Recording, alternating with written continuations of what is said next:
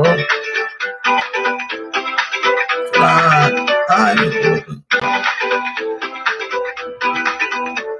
okay. Well, welcome to Tower Grove Drive Mansion here in Los Angeles, California. Tower Grove Drive is located in Beverly.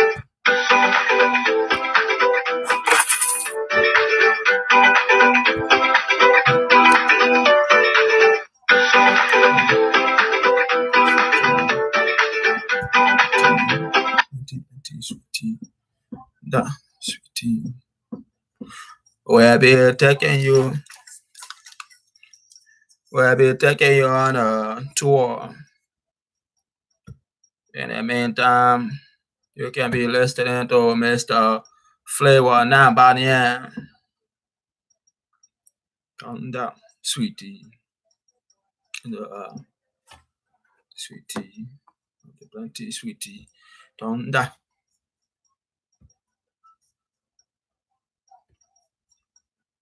Plenty, sweetie. Don't die.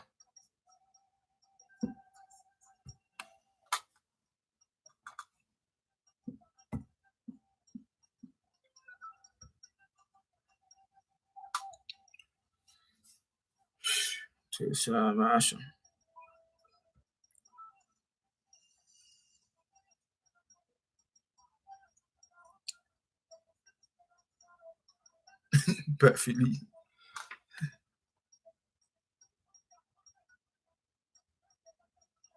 Beverly.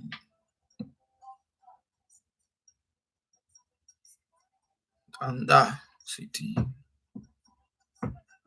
You're inside a Beverly mansion here in California.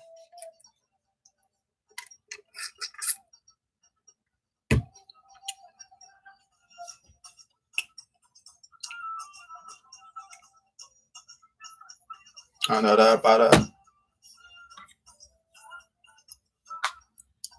Serio. Aroro komame korodia araro komame wakalisio.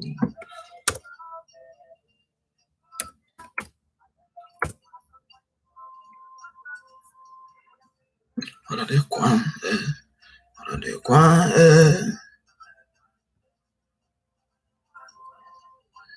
kwan arade kwan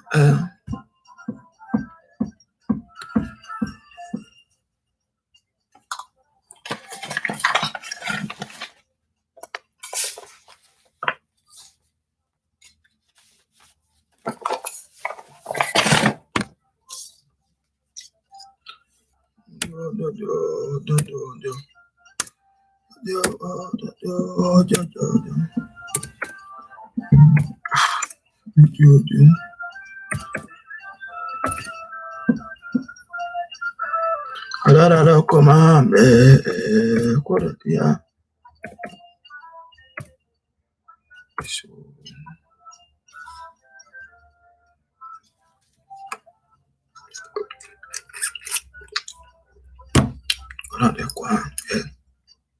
Master flavor in the building. Flavor now by then. In Hollywood, California.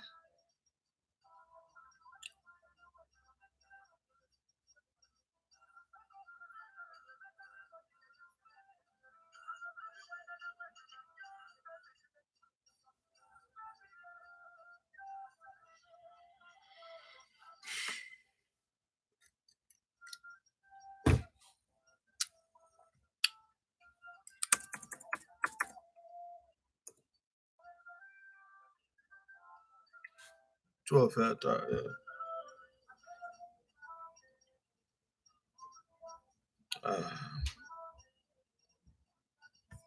to going farther. When you go farther, you go to more places. You go to more places, and your coffee run turns into a coffee marathon.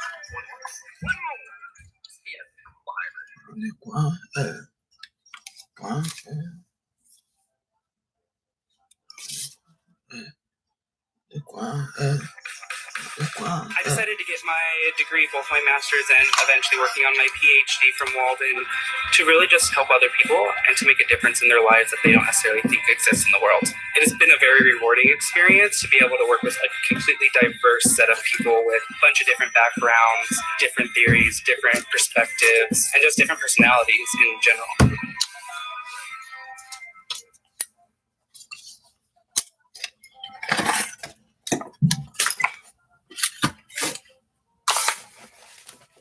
Pretty amazing. I remember when you first came on the scene, there was a lot of, the skeptics, what really must annoy you in trying to create. Well, I kind of expected it, of course. It is a crazy idea, so I want to do it anyway. Well, and the thing is, there are so many charlatans out there. There's so many people that, I'll take an engine from this, and I'll take a transmission from that, and I'll build a super. They have no idea.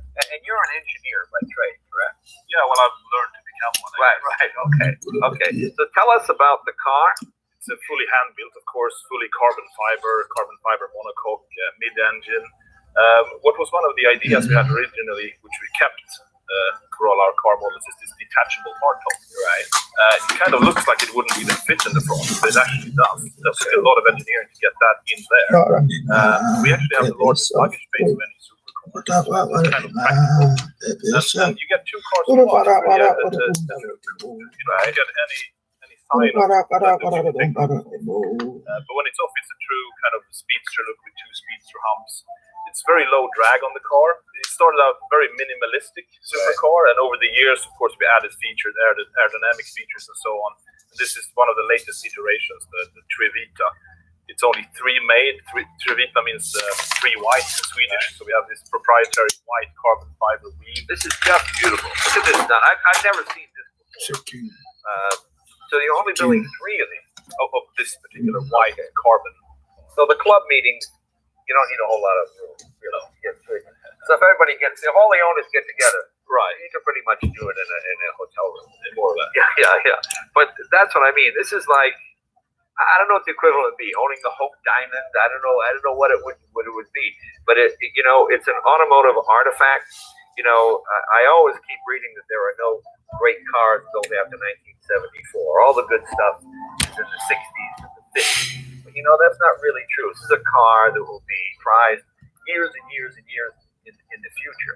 So many cars now, it's so hard to meet the regulations, and everything has to be standardized. And it's a real testament to your ability and your tenacity just to get it built. Show people how the door opens. This is fascinating. It's double synchro helix actuation doors. Okay, give me that. Double synchro helix actuation door. There you go, right there. Good day, Mr. Bond.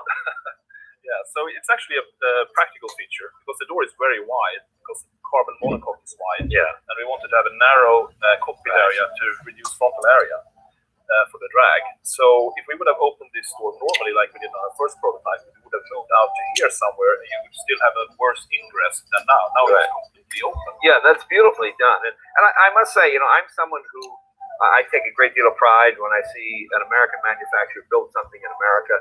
So I imagine in Sweden, you must be a national hero. I mean, kids must look up to you. I think of this Sonnet and a few other sporty cars. But for those auto enthusiasts in Sweden, and I know you're a modest guy, but I mean, there must be a great sense of pride that this car is built in their home. I think we're getting there. Yeah. Oh, I think you're there. And I like how you keep saying it's practical. Is that so the guy can explain to the wife, honey, it has more luggage space than this. Get in and out. Yeah, beautiful. The level is finished, and the level of details here. This is how you open the. Yeah, you have to pop that in your career. And tell us about the engine. Yeah, so it's custom built aluminium V8 tri-sump lubrication, double overhead camshaft.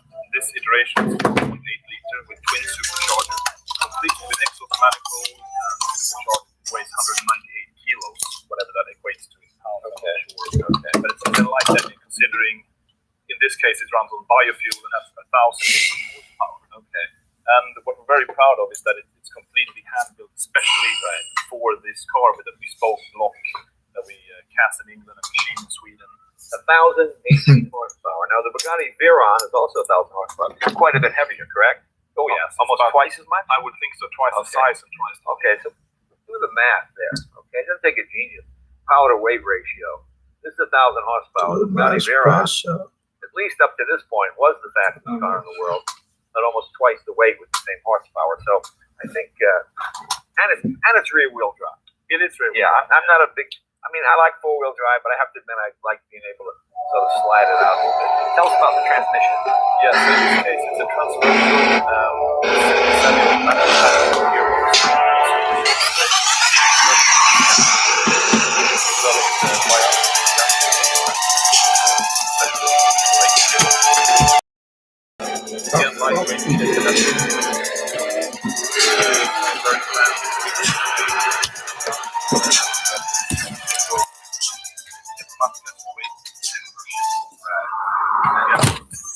And incredible bracing here for the thing. This all obviously unfolds. Yes. What are the brakes? They're ceramic brakes.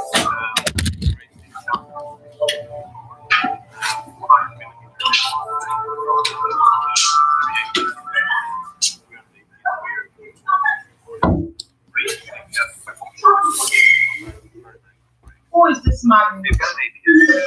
I don't know. They were there. In fact, I just get And the car is legal here. Put it up. In fact, you actually had to crash them. We had to do 18 crashes. We didn't have to crash 18. Right. And again, it's, you know, it's the level of detail. For those of us that are not craftsmen, but enjoy craftsmanship, that's beautiful.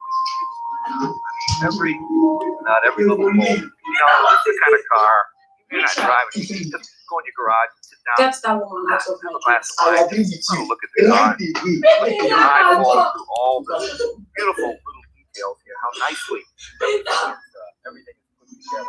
Yet it's accessible. You know, so many modern cars, you open the hood, there's these sheets of plastic. You can't see the internal. I mean, to me, this is like opening the back of a beautiful handmade watch. You see how everything is put together, nicely done here. How many speeds did you have? 16. Oh, it's 17.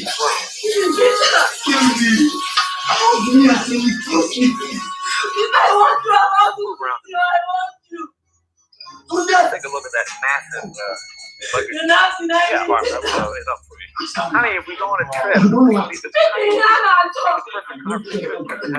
they can plug it in front. 20 liters, so it's like a basically Porsche 911.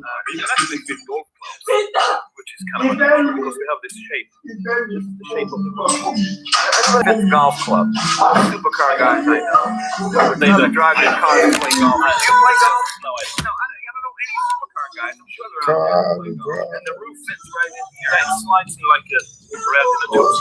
Right, right. So we have to actually engineer the bottom of the car to fit. And here we have a little tire pressure. This is kind of good problem instead of screwdriver and everything. Right, right. And what we have here is That's power steering fluid. again, I like that everything.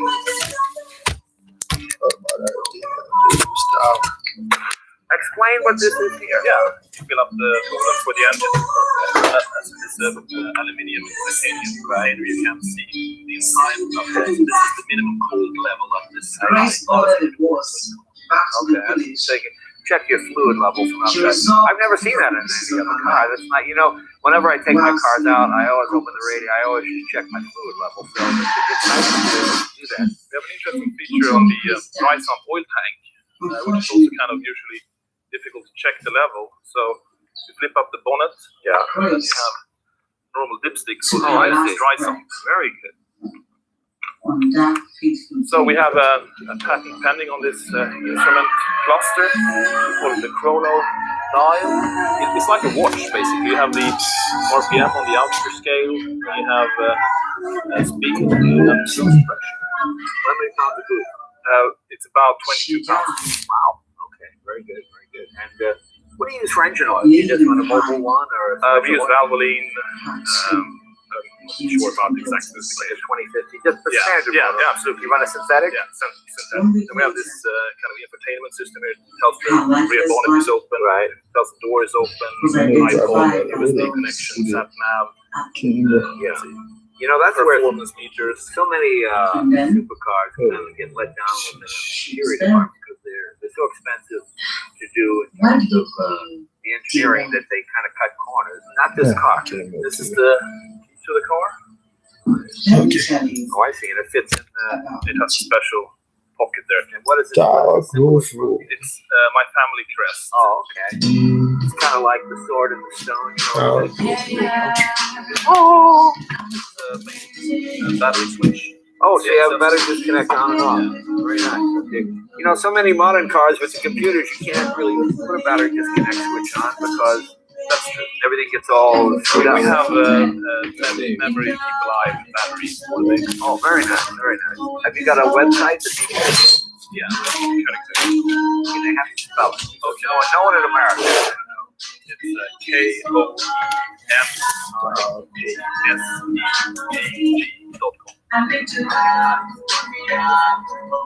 Here you can see the connection here, right? That's a safety lock.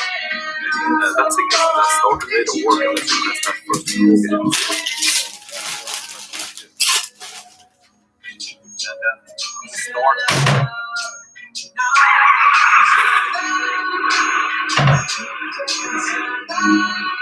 I love the way the door closes. Watch this. See, the cool thing about this, I got a chance to meet Enzo Ferrari or W.O. Bentley, but to meet the guy whose name is on the car, it's so fascinating to me. And they speak English. You know, why more people don't do this? To me, I've got a Carrera GT. I love the car, but I can't drive it anywhere because it keeps ripping the front end off. I mean, I love this lift system. The fact that this car is so light with all these things on it as well is a testament to its engineering.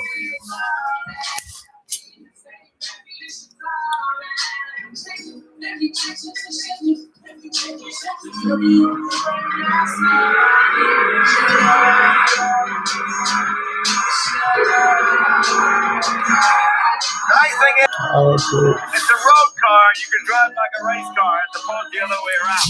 So many race cars, you're on the road and bang, every bump is just on and you can feel it through your back and your tailbone. This thing rides very, very nicely. Power really comes on like 4.5, 5, 6 hours. Rev it with the 7.5. You can see how the drivers are going to go, what is that? It's one of those cars you just don't see. You know, that's what makes it cool. I mean, I've read about it. You know, I get all the European magazines and I always see it in these exotic locations. So it's great to have one here in Southern California. This is kind of the car capital of the United States. You can't be the girl in this car. I'm sorry. You can't be the girl. Sorry. It's not going to happen. I'm in second gear right now. Let's see. Our gauges are warming up nicely. Biggest problem is everybody's driving slower than you.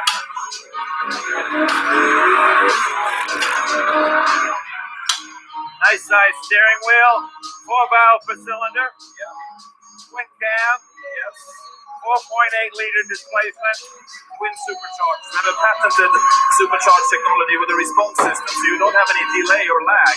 It's like a normally aspirated engine. You hardly hear the supercharger. I don't hear it hardly at all.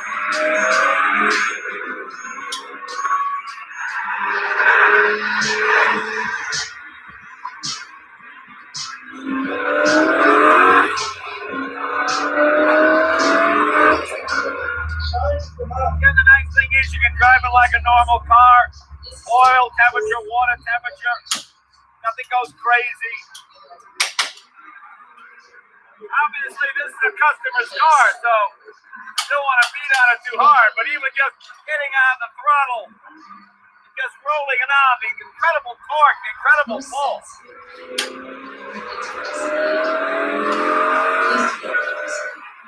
Just imagine, same power as a Bugatti with about half the weight. That's all you gotta know. fact that we're sitting in traffic here in Los Angeles on a hot day, and your temperature gauges are dead straight, nothing moves. When people bring cars that are limited production, well, don't worry about it, we're going to fix that later. Oh, wait, once we get it rolling, we'll the brake won't be that hard, or the steering will be different, or the shifter. This is a finished, complete.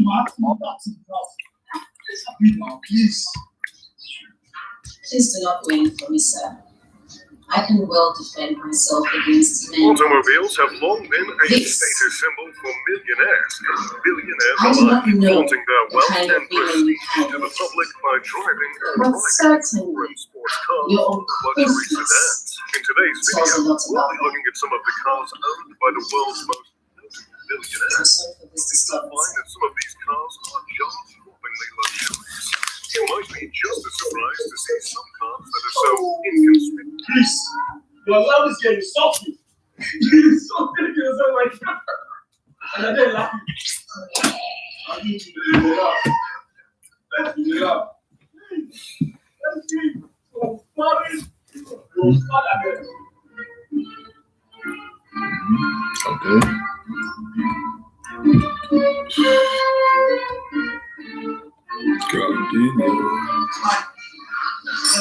Oh my God! I see. They were owned by someone I like see what a fraction of the billionaires that we own. I want to do this. Let's begin with a very rich man and a very nice car. Zuckerberg reportedly purchased a Bugatti Huayra in 2014. The Huayra is a supercar named after a South American twin gold, worthy of a Facebook founder. If you'd like to know more about this vehicle, I posted a video about the most recent Bugatti model, so make sure to check that out after this video. The most recent model of the Bugatti Huayra is going for around $0.5 million, but Zuckerberg's 2014 model was closer to $1.84 million. But that's not to say the $75 billion man couldn't spare the extra change. Along with his supercar, Zuckerberg is also known to own an Acura TSX, a Honda Fit, and a Volkswagen Golf GTI. These cars are all under $50,000. It seemed for a while that Zuckerberg was looking at inconspicuous billionaire, and they cashed out and treated himself with the one.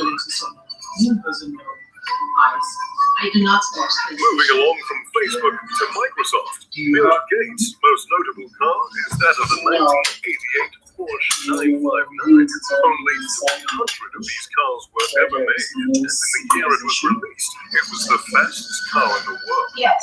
The 88 Porsche 959 is an absolute classic, the timeless design and killer speed to this day.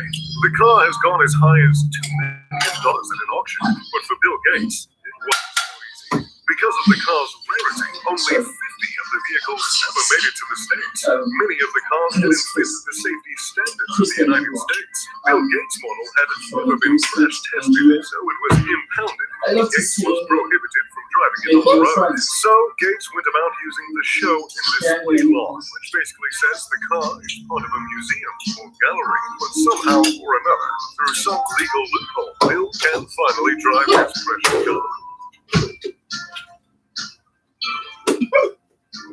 Let's keep this Microsoft train moving and take a look at Steve Ballmer's pair of wheels.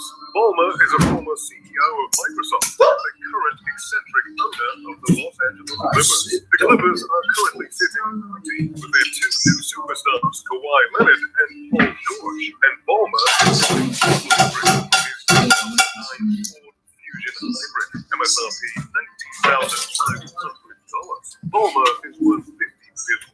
But trust me, this is not the biggest discrepancy you'll see in this video. Perhaps if the Clippers win a ring, Ballmer can celebrate by buying Leonard shields. It's not funny. So please, sit. I must be very careful. Never had to please our own child, although it's certainly we have duties and domestic errands. For a child, You'll be giving a huge feeling if you wish to invest in it.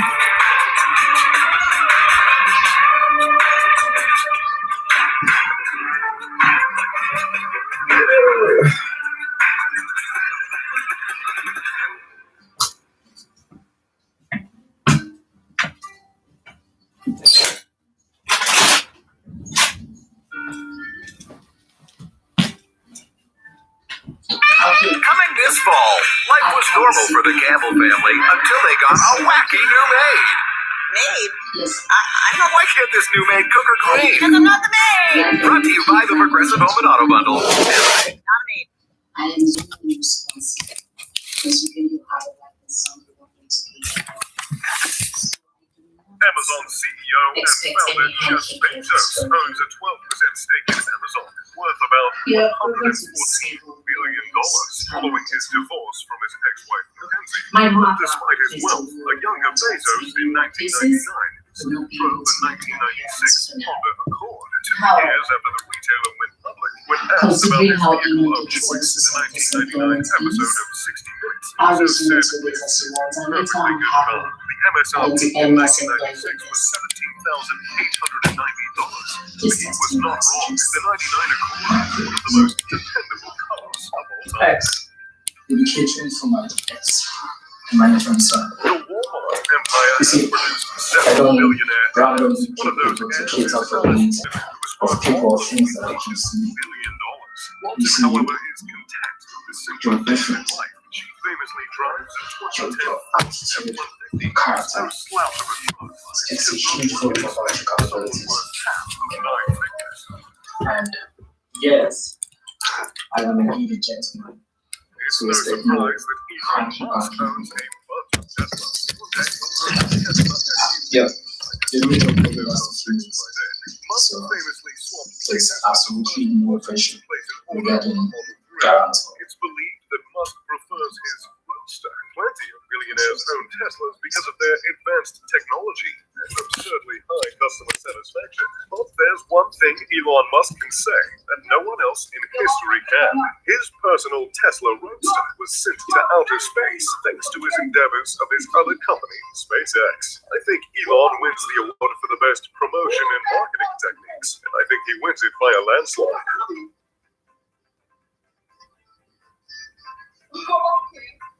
Warren Buffett, the Oracle of Omaha, is well known for his frugal ways. The billionaire CEO of Berkshire Hathaway has pledged to donate 99% of his net worth of $84.2 billion in his lifetime.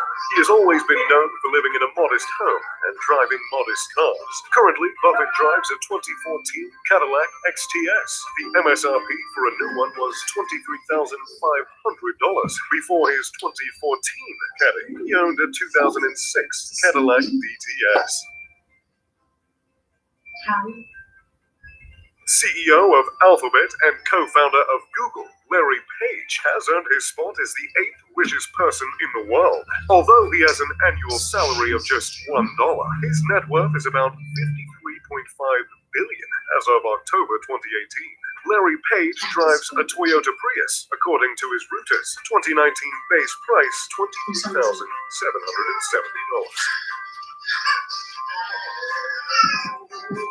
Jack Ma is the co-founder of the e-commerce and tech conglomerate, the Alibaba Group. The China-based group's 2014 IPO was the world's biggest public stock offering at the time, raising $25 billion. With a net worth of $37.3 billion, Jack Ma is the second richest man in China. However, he has been seen in a Row RX-5 SUV as recently as October 2018. The RX-5's infotainment system is powered by Alibaba's Yan OS operating system, so the car makes sense for PR, but it doesn't make much sense as far as Ma's bank account is concerned. And fix that bullshit right now.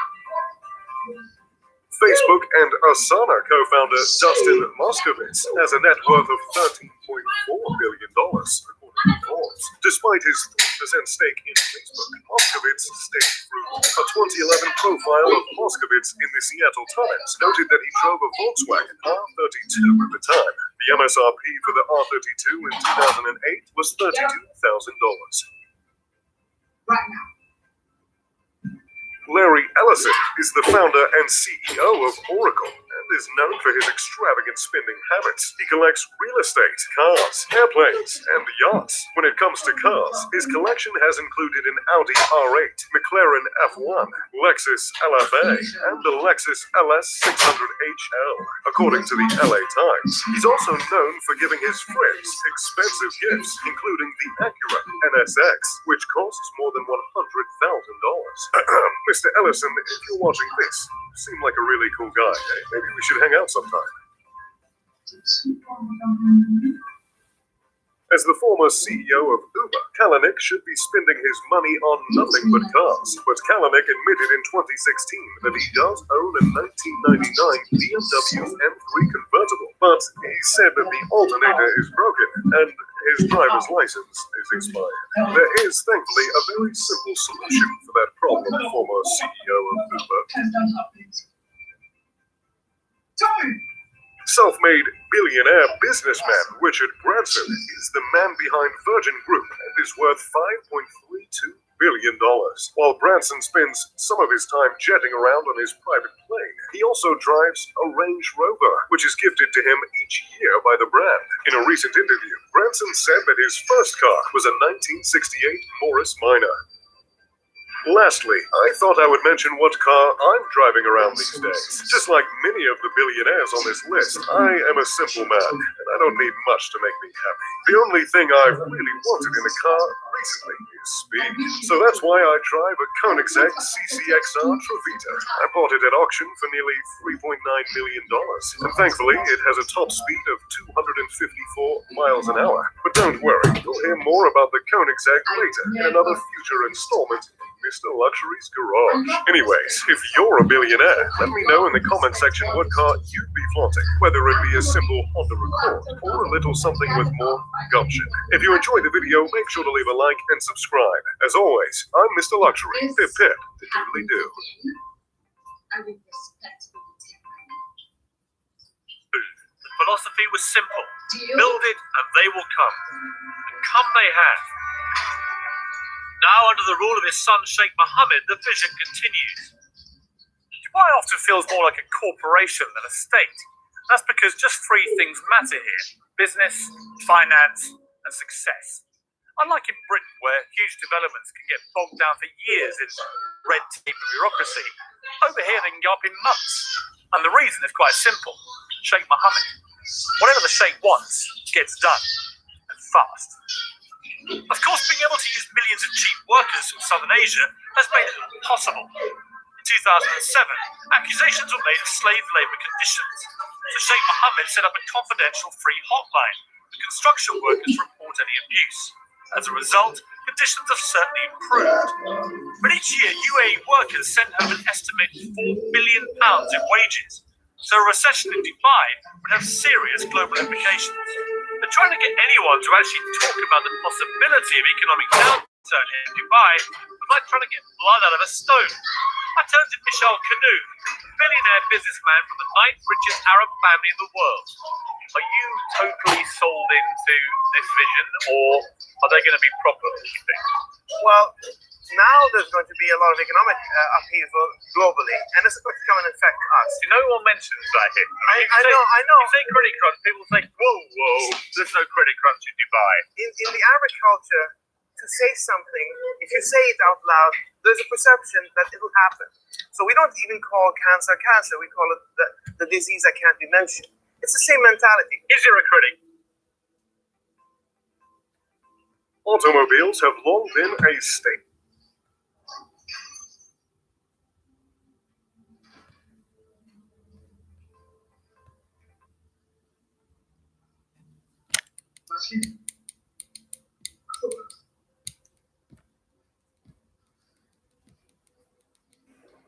It looks fantastic. Remember the applet? Yeah. On the sides, chandelier in the middle. So we were thinking of adding these freestanding display units, watchfinders, glass tops. What's happened to you? I remember my first ever limo ride. The sound of the bubbly popping, the lights, the glamour.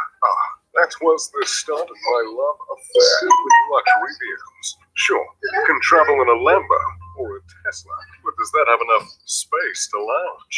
Enough space to party? Enough space for a round of beer pong? Enough space for a hot tub? Well, today we're going to take a look at some of the vehicles that have room for all of those as we explore some of the longest vehicles on the planet. So sit back, relax, and maybe start looking up some limo rentals in your area. Number 7, the Ferrari limo. Limos are known for being the type of vehicle you kick back and relax in. Unless you're going to a luxurious event, you're pretty much just in the limo to have fun. But what if you wanted to go fast, like really fast? Then you might be a fan of the first limo on our list, the world's first Ferrari limo, which can go from 0 to 60 in a startling 6 seconds.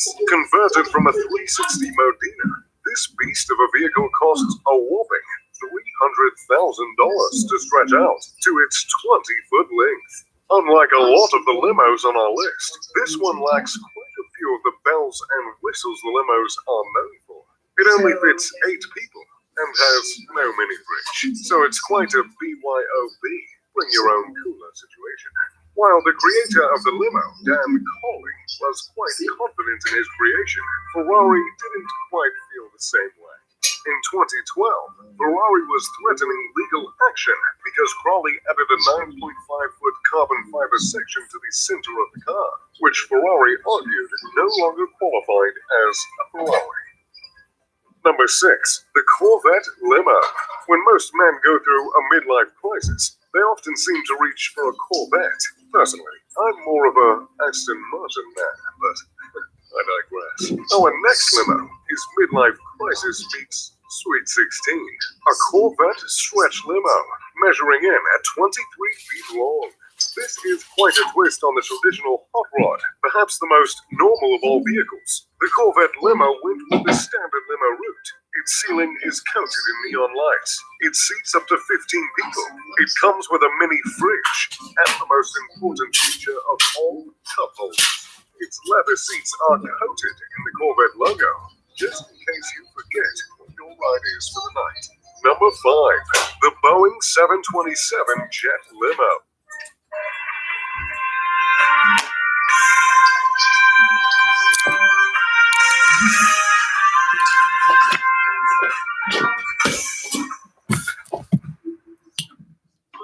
For the first time ever, Furniture and Appliance Mart is joining forces with Ashley Home Store, the #1 retailer of furniture and mattresses in the USA, for a nationwide $500 million inventory blowout sale. Come in today for doorbuster savings up to 75% off furniture, mattresses, and appliances while they last.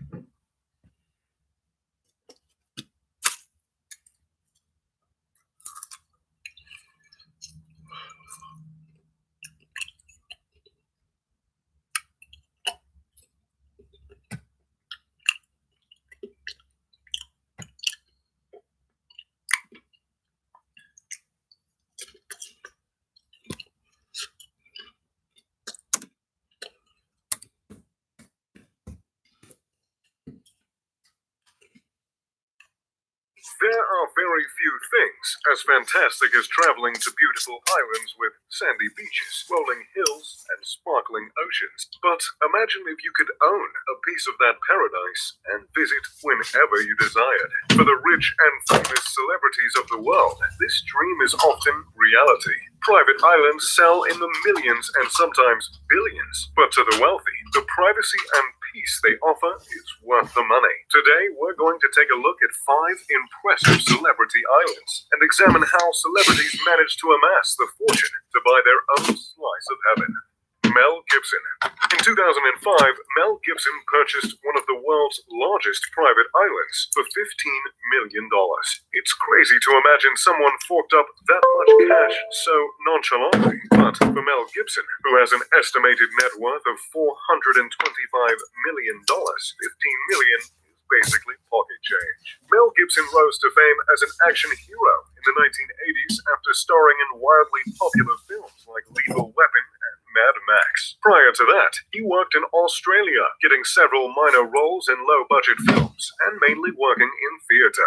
After landing roles in a few American films, Mel managed to truly embed himself into Hollywood stardom. During the 90s, he started directing, even winning the Best Director Oscar for Braveheart. However, even the best can be knocked off their pedestal. After some controversial statements in the early 2000s, Mel Gibson was blacklisted in Hollywood. It wasn't until his return to directing in 2016 with Hacksaw Ridge that many welcomed Mel Gibson back into the world of Hollywood entertainment. In the midst of this roller coaster of a career, Mel Gibson found his safe haven, Mago Island in Fiji. The 5,400-acre island has quite a bit of history, serving as both a cotton and sugar plantation in its not-so-distant history. Many native descendants have protested Mel Gibson's purchase of the island. However, it's clear those protests have fallen on deaf ears. The island itself is lush, with stunning forests and mountain peaks that lead to the clear blue water below.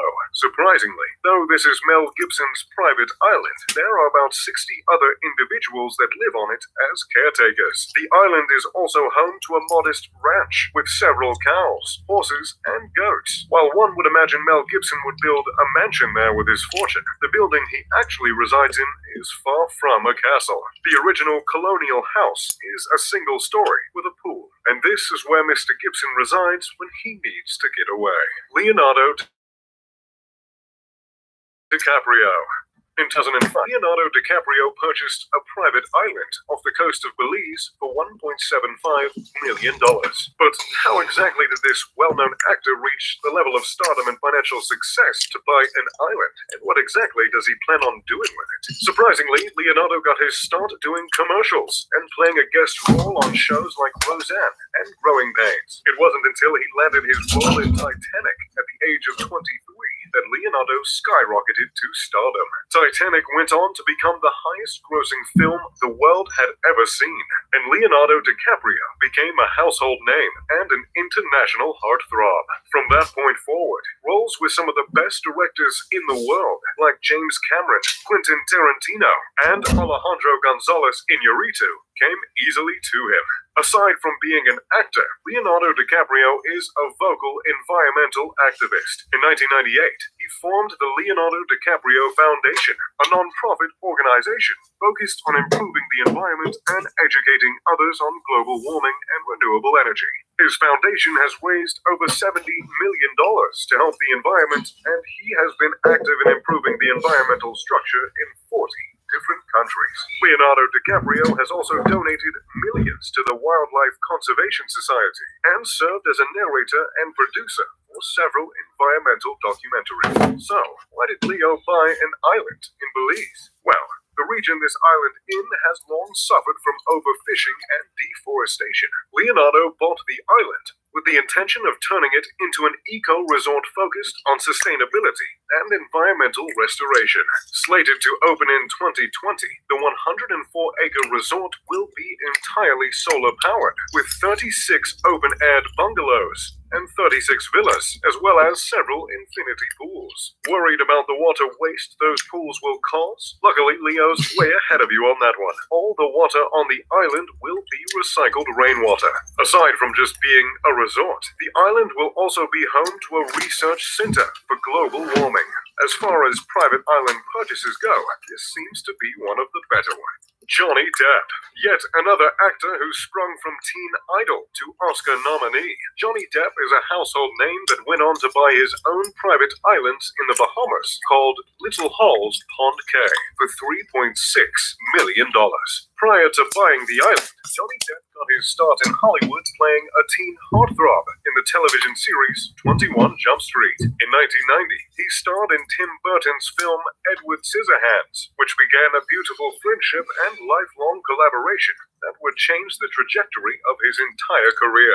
From there, Johnny Depp landed more quirky roles and made a conscious decision to only play characters he felt connected to, rather than just picking films he thought would be a box office success. One of those roles he connected to was Captain Jack Sparrow in the iconic Pirates of the Caribbean series. While filming on location in the Bahamas, he happened to stumble upon Little Halls Pond Cay and decided then and there that he wanted to call it his own. Since purchasing the island in 2004, Johnny has made an effort to really establish it as his own personal paradise. The 45-acre tropical hideaway is coated in white sand beaches, lush vegetation, crystal clear water, and 360-degree views of the vast, beautiful ocean.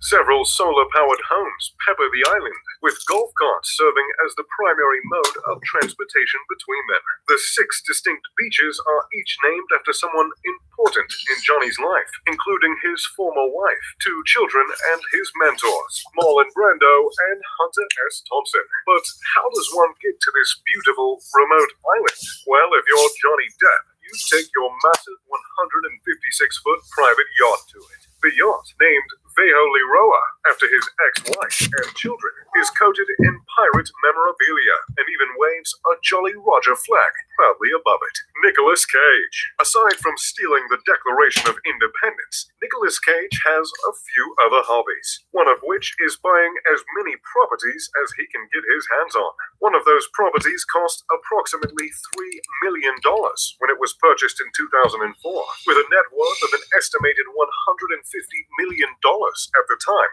Purchasing the island barely put a dent in Nicolas Cage's wallet, but it took him quite a while to amass such a fortune. Born the nephew of Francois Ford Coppola, Nick Cage had quite a reputation to live up to. With 100 films under his belt in his 37-year career, it's safe to say he's managed to make a name for himself. The beginning of his career was marked with dozens of supporting roles that spanned several different genres. It wasn't until Racing Arizona that Nick Cage got his first big starring role. From there, he gained some notoriety for his passionate acting, and managed to get several starring roles in films like Adaptation, Ghost Rider, and of course, National Treasure. His rise to fame and consistent roles put him in the sweet position to be able to buy any property his heart desired. And when he saw a stunning island in the Exuma Island chain of the Bahamas, he just had to buy it. Leaf Cay, which is an incredible focus, has an located about 85 miles away from Nassau. The island is completely isolated and surrounded by miles of crystal clear waters and reefs. While it's not known what structures, if any, Nick Cage has on the island, one thing is for certain: it's a beautiful piece of paradise to own. Lenny Kravitz. Lenny Kravitz's private island brings us just a few miles away in the Bahamas, in the Eleuthera archipelago.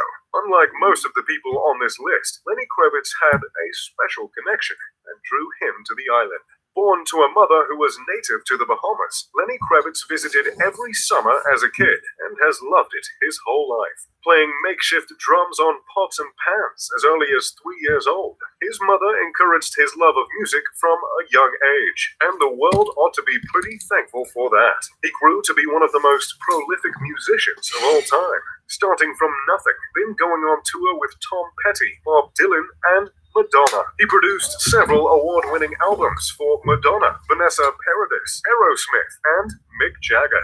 After working with such a huge span of incredible artists and selling several bestsellers of his own, Lenny Kravitz has amassed a net worth of $50 million.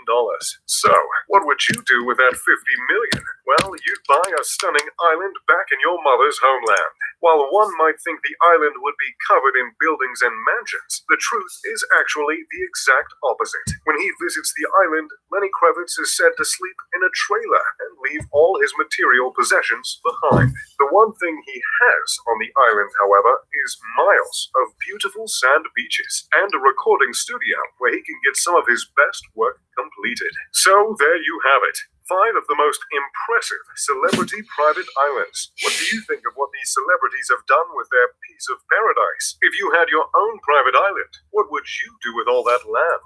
Let me know in the comment section below. Who knows? Maybe in the near future, some of us will be relaxing on a private island of our own. Thanks for watching. If you enjoyed the video, make sure to leave a like and subscribe. And as always, I'm Mr. Luxury. Pip pip de doodly doo.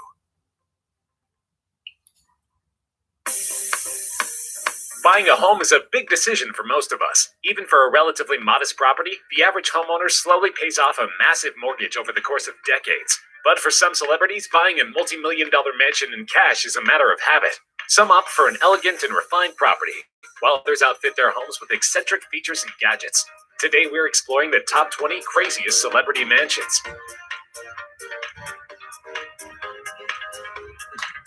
Jennifer Aniston is one of the biggest and best compensated actors in history. Most famously, she was a core cast member on the sitcom Friends, and her film credits include Marley and Me, Bruce Almighty, Along Came Polly, and We're the Millers. In 2007, Forbes rated Aniston as one of the top 20 richest women in entertainment, and estimated her net worth to be about $110 million. According to Forbes, in October 2007, Aniston was the top-earning celebrity in the entertainment industry. She was also Hollywood's most profitable actress. Aniston has been on the Forbes Celebrity 100 list based on earnings and fame every year since 2001, topping the list in 2003. Needless to say, Aniston has a pretty impressive rap sheet, and an impressive fortune to match it. But it turns out Aniston's favorite project was not a movie or a film. It was her own home. In a 2017 interview, Aniston described her process building the home with celebrity architect Stephen Shabley. I'll be lucky if Woody Allen and Diane Keaton helped Aniston revamp the fixer-upper 1970s mansion in Beverly Hills over the course of 2.5 years. With the input of her husband, Justin Theroux, Aniston decided to build a massive home meant to entertain many guests. They had timber flown in from Brazil for the hardwood floors, built an extensive game room, and included a 1920s Thai gong, which calls diners to eat at the long walnut table, which can seat 24 guests. The simplistic Zen-inspired property also boasts his and her spas, a massive patio, and a sleek pool and hot tub. Love him or hate him, Tom Brady has a pretty impressive record in the NFL. He's one of only 2 players to win the Super Bowl 5 times and is the 4th all-time quarterback in passing yards. On top of this, a single contract extension for the New England Patriots netted Brady a whopping $72 million. His estimated net worth is around $200 million.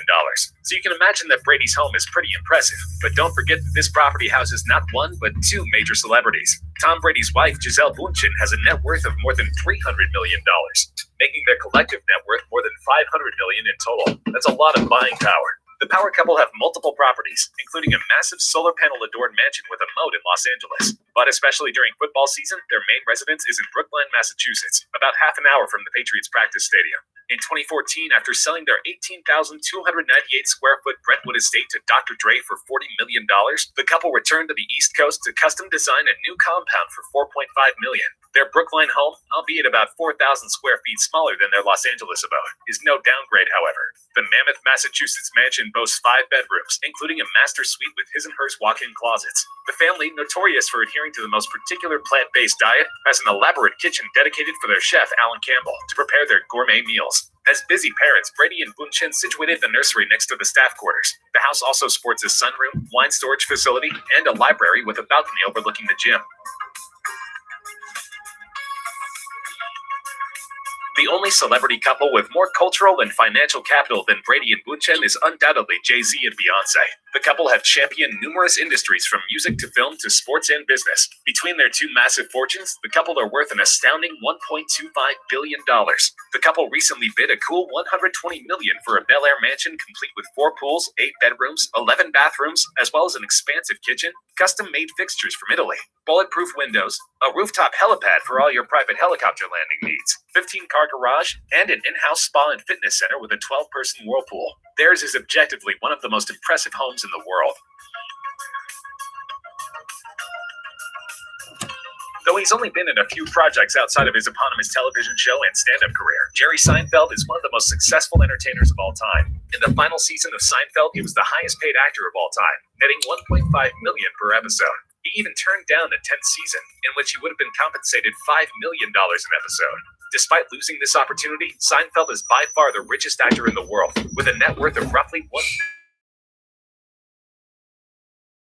Hampton's home from music legend Billy Joel for $32 million. On top of a $17,000 coffee maker, the house includes a large manor house with its own pool and garden, as well as a 3-bedroom guest house, a main pool, a barn, and even a baseball diamond, which includes over 150 cars that he keeps in a custom-built $1.4 million garage on Manhattan's Upper West Side.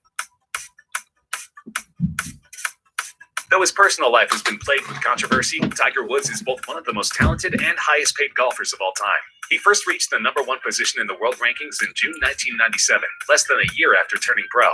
Throughout the 2000s, Woods was the dominant force in golf. He won the 2000 U.S. Open by a record 15-shot margin. He was the top-ranked golfer in the world from August 1999 to September 2004, and again from June 2005 to October 2010.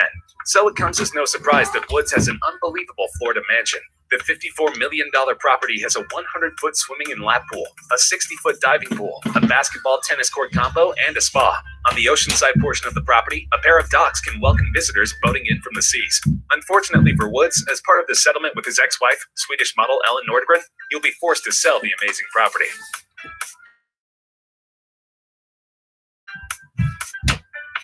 Oprah has one of the most impressive rags to riches stories in entertainment history. She grew up extremely impoverished in Mississippi, but through a career in acting, producing, and then as a media mogul, Oprah amassed a fortune of almost $3 billion. The tycoon has many properties spread across the world, including homes in Montecito, California, Telluride, Colorado, Maui, Chicago, and Fisher Island. But perhaps most exceptional is her $90 million Montecito home.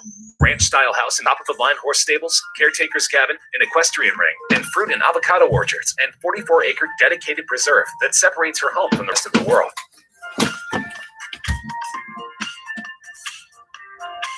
Will Smith is a celebrated actor, musician, and philanthropist. He's been nominated for 5 Golden Globe Awards and 2 Academy Awards, and has won 4 Grammy Awards. Apart from his role on The Fresh Prince of Bel-Air, Smith has starred in Men in Black, Hitch, and Shark's Tale, among others. Together with celebrity wife Jada Pinkett Smith, their estate is worth an estimated $300 million. The couple own a $42 million home to a 25,000 square foot house, complete with multiple swimming pools, personal gym, and helicopter pad. Though he passed away in 2005, Johnny Carson was one of the most celebrated personalities in television history. He hosted The Tonight Show for 30 years and set the template for all modern late-night shows. In addition to his career, Carson was awarded the Presidential Medal of Freedom in 1992 and received a Kennedy Center Honor in 1993. His Los Angeles property recently went on the market for a startling $82 million. He bought it in the 1970s, so it has certainly accrued a ton of value since then. The main 2-bedroom home measures at 7,083 square feet. It features an entertaining lounge space that boasts 30-foot-high glass windows, along with an indoor arboretum perfect for any nature lover. The home also has an ocean terrace overlooking the Pacific Ocean. Though she's only 30 years old, the Barbadian singer, actress, and entertainer is one of the biggest names in show business. Rihanna is one of the best-selling music artists of all time, with 250 million records sold worldwide. Rihanna is the youngest solo artist to earn 14 #1 singles on the Billboard Hot 100 and has a total of 31 top 10 singles. Her net worth is roughly $230 million. Unsurprisingly, her lavish lifestyle affords her a $22 million home on her home island of Barbados. There are 8 10,000 square foot apartments within the opulent complex that is just a walk onto the beach, each featuring 5 ensuite bedrooms that boast their own private terraces and dressing rooms. The Kardashians are the first family of reality TV. Their daily lives are the fodder of the hugely successful program Keeping Up with the Kardashians. Though they were poor American immigrants only a few generations ago, each member of the elite family boasts a net worth of at least $30 million.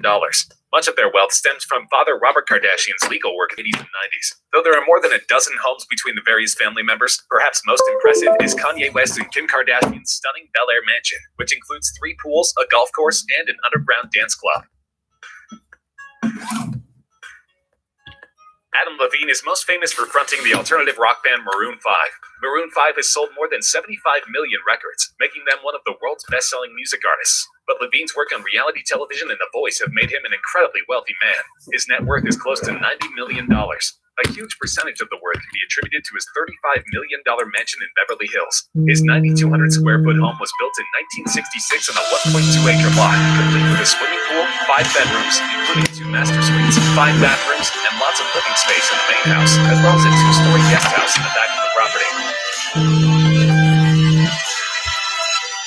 LeBron James is without question one of the greatest basketball players in history. James' NBA accomplishments are extensive and include 4 NBA Most Valuable Player awards, 3 NBA Finals MVP awards, 2 Olympic gold medals, 3 All-Star Game MVP awards, and an NBA scoring title. He's the all-time NBA playoff scoring leader and has amassed 14 NBA All-Star Game appearances. After signing with the Los Angeles Lakers in 2018, he bought a brand new $23 million mansion in LA. It includes an indoor-outdoor gym, a theater room with a massive TV, showroom-level walk-in closets, cigar room with air filtration system, wine cellar, a spa, and a car gallery, just to name a few of the amenities. Elton John has written dozens of classic songs and is one of the most lauded musicians in history. In his 5-decade career, Elton John has sold more than 300 million records, making him one of the best-selling music artists in the world. He has more than 50 top 40 hits, including 7 consecutive #1 U.S. albums. He has a net worth of more than $500 million. Like many of the stars on our countdown, John owns numerous homes, but his most impressive is in Los Angeles. Built in 2001, the 3-story Mediterranean villa spans a hefty 25,000 square feet. Home to 10 bedrooms, 10 full bathrooms, and 12 half bathrooms. The deluxe property also boasts an elevator. It's worth about $33 million.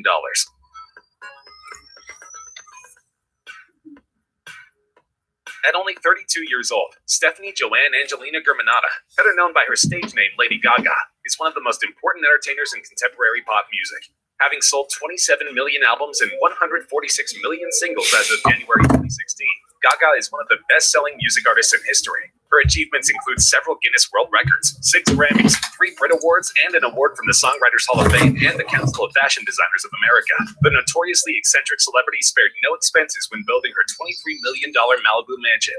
The house features a bowling alley, an 800-bottle wine cellar, a home cinema, a saltwater swimming pool, and 6 acres of oceanfront land. Most astonishingly of all, the home includes a full bat cave, stocked with live bats. Marc Jacobs is a fashion designer most closely associated with his eponymous brand. His clothing line has more than 200 storefronts in more than 80 countries. He also partnered with Louis Vuitton for his own collaborative luxury line. He's worth roughly $100 million.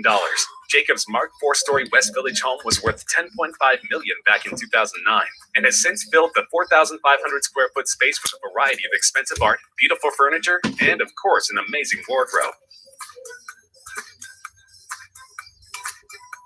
John Legend is a renowned musician, actor, and performer.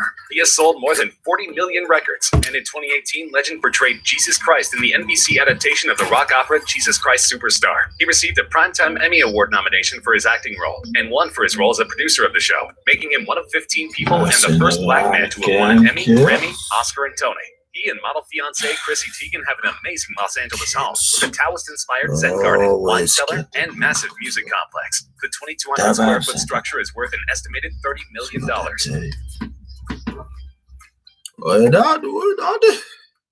Ellen DeGeneres is an American comedian, television host, actress, writer, producer, and LGBT activist. Apart from her stand-up career, she's most famous for her long-running Namesake television program. She's also one of the wealthiest people in show business. She's worth almost $500 million. She and wife Portia de Rossi own several homes, but the most opulent is in Beverly Hills. The decorated house includes a ping-pong table by Argentine artist Rick Renteria that makes a powerful statement in the entrance hall, which features a Serge Moulay chandelier and a 19th century from the project. Ellen DeGeneres and Portia de Rossi added a pond to the grounds of the estate, which consists of adjacent projects acquired over time. The couple recently announced that this incredible compound was back on the market. The list price was a whopping $45 million. Ralph Lauren is an American fashion designer, philanthropist, and business executive, best known for the Ralph Lauren Corporation, a global multi-billion-dollar enterprise. As of October 2017, Forbes estimates his wealth at $5.8 billion. which makes Ralph Lauren the 91st richest person in America. Naturally, his home is fit for a king and painstakingly manicured. The Bedford, New York property has 50 acres of beautiful gardens, a 14-car garage, and a world-class art collection with pieces collected from French royalty, including Louis XV. This is in addition to Lauren's other properties, a minimalist Manhattan apartment, a rustic modern Long Island beach house, a ranch in Colorado, and a tropical retreat in Jamaica. The Bedford property alone is worth well over $30 million. Celine Dion is a Canadian vocalist with an impressive career. Dion first gained international recognition by winning both the 1982 Yamaha World Popular Song Festival and the 1988 Eurovision Song Contest, where she represented Switzerland. After learning to speak English, she signed on to Epic Records in the United States. Dion remains the best-selling Canadian artist and one of the best-selling artists of all time, with record sales of over 220 million copies worldwide. Though she recently sold it, Dion has one of the most unique celebrity mansions ever built. She sold the mansion for a whopping $27 million after listing it for an unbelievable $72 million. The house included 13 bedrooms, 14 bathrooms, and most famously a full water park-sized wave pool and slide. One of the most celebrated actors of all time, John Travolta got his start in the 1970s with hit movies like Saturday Night Fever and Grease. These movies hinged on Travolta's dancing ability more so than his acting skills, but he soon proved he had talent in such films as Pulp Fiction, Taking a Pelham 1, 2, 3, and Face Off. He boasts an impressive net worth of $170 million, and though he has a somewhat mysterious personal life, it's known that his home is equally as impressive as his career. Travolta is a certified private pilot who owns 5 aircraft. The 60-year-old actor Florida home has runways that lead directly to his work. He and wife Kelly Preston have a complex and stunning. It's currently estimated to be worth almost $50 million. It's a screenshot.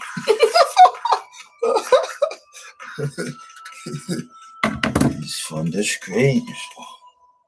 Got him out of here. So don't I love what he's doing, what Jesus. £1 trillion every year. So don't I get up there. Jesus. Get him out of here. You can feel the soul of nature. He's from the at screen. your doorstep, and that's luxury. Luxury is a universe. It's an experience. Discover the secrets of a luxury world where only the best is good enough. Cartier champagne. It's tricky finding properties from the billionaire community because they don't compromise. Revealing that it's about more than just flashing the cash.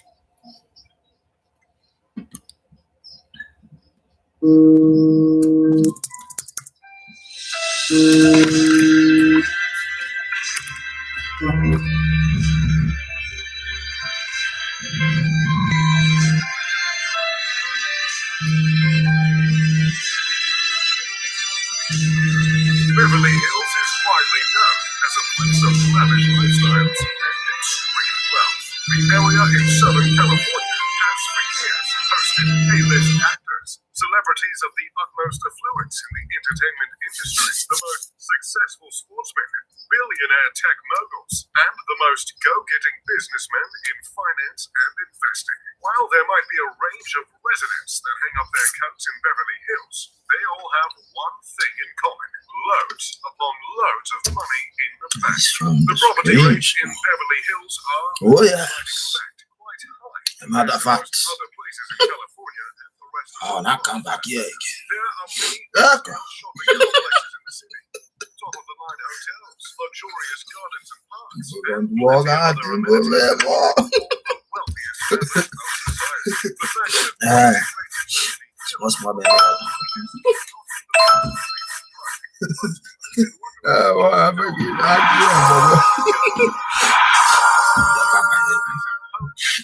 That was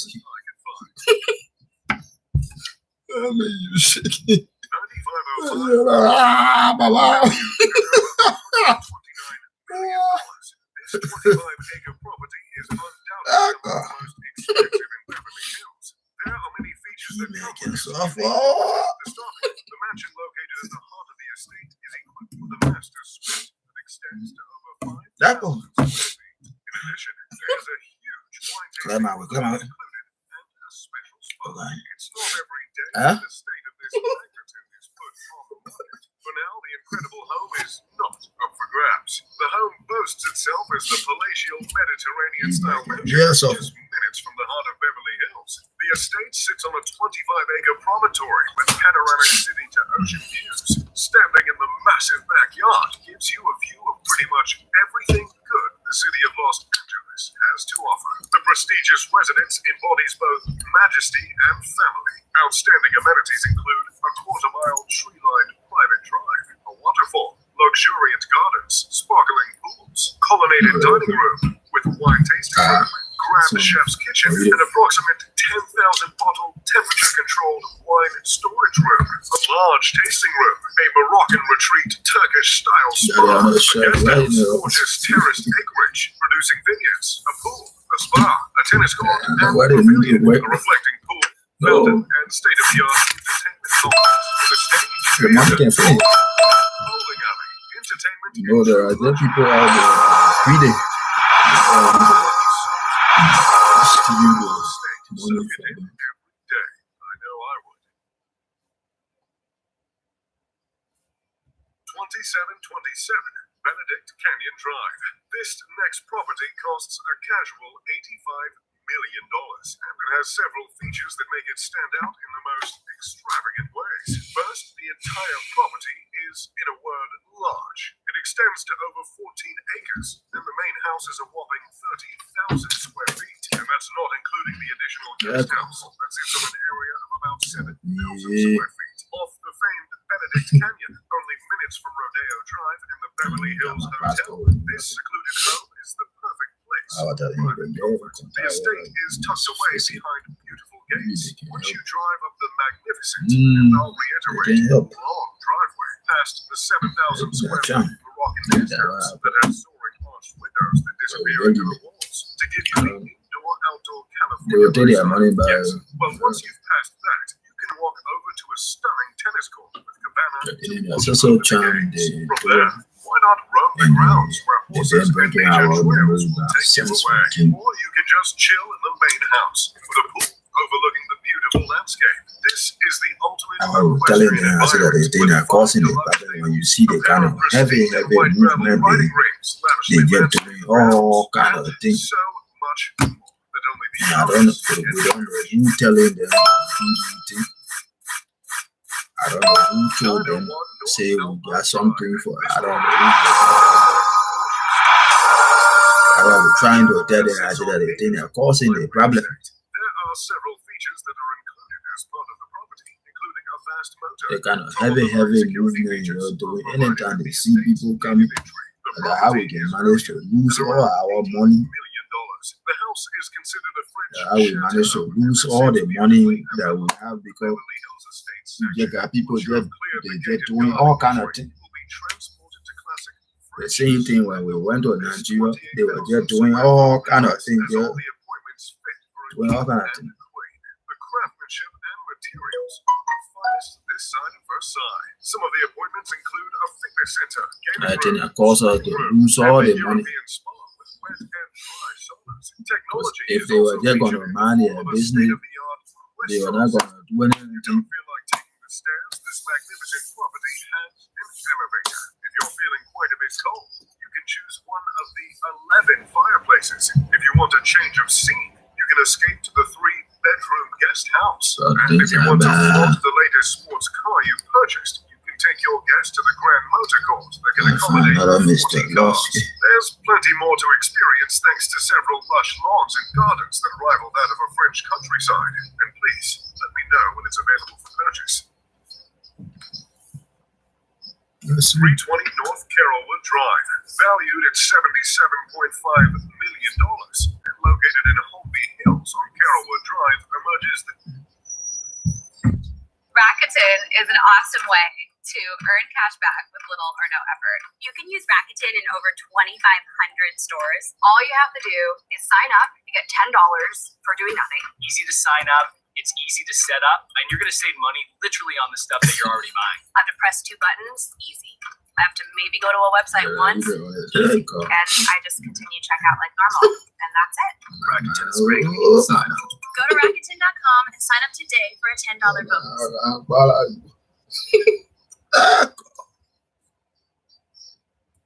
Jesus Christ. Oh. It doesn't matter if it's a cold day or a hot day. Either way, it's a work day.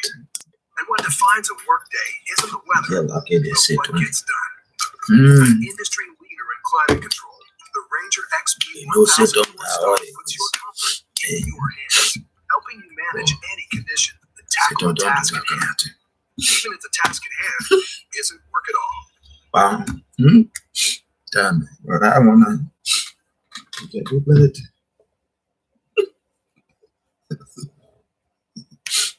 When you become super wealthy, it's important to be able to travel in comfort and style. For those whom first-class cabins won't do, there's always the option of buying your own private jet. But even these come in a wide range of prices and sizes, from the smaller luxury models to the ornate flying palaces. These are 10 of the most expensive private jets in the world. Number 10, the Gulfstream G500, $44 million. The Gulfstream G500 is the company's newest design, with the first only being delivered to a customer in September of 2018.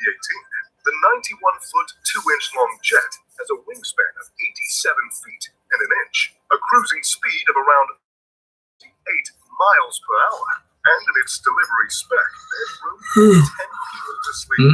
The interior is incredibly luxurious and includes 27-inch wide seats, ample headroom to walk around, height-adjustable conference tables, and plenty of storage room.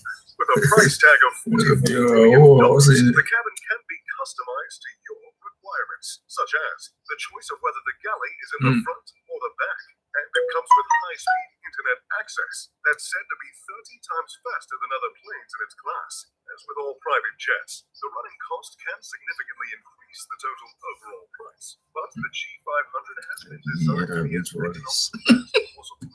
The total annual budget includes flying for 400 hours, $1.4 million, which averages to the cost of $13.40 per mile. That boy, that's some kind of boy. Number 9, the Embraer For Lineage some reason, 1000. I don't trust them. Based on the Embraer Lineage 190 regional jetliner, the Brazilian company describes I know that thing, boy. as an ultra-large business jet. When it comes for you, they die. They can be pushing you. So you're on the so you can go in front. Because I can get rich.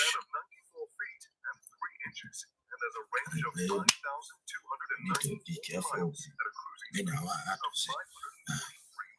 The interior cabin is split into 5 sections, which includes a walk-in cargo area to the rear, a master bedroom, a bathroom with a walk-in shower, entertainment lounge, and from the $53 billion asking price. Well, there's plenty of further optional extras that can be fitted. Embraer's design chief, Jay Beaver, has overseen lavish redesigns of interiors that are built to customers' requirements, including the Kyoto airship, along with skylights, and the Hollywood airship, which imbues the style and luxury of 1930s Tinseltown.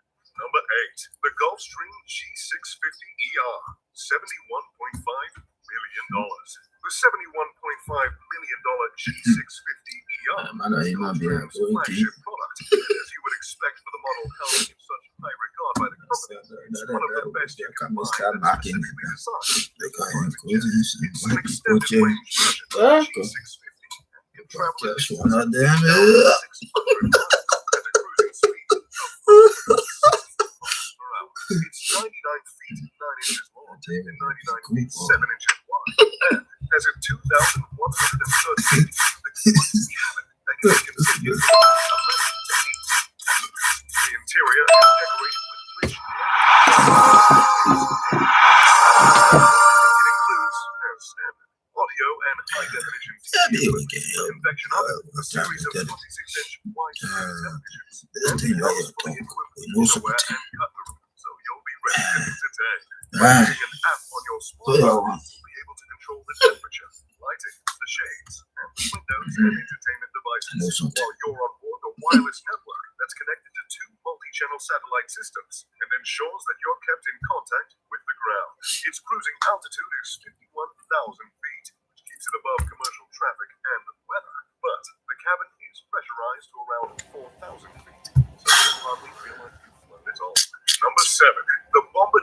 Global 7500, $73 million. The Bombardier Global 7500 is, according to the company, the world's largest and longest range business jet with a range of 8,800 miles.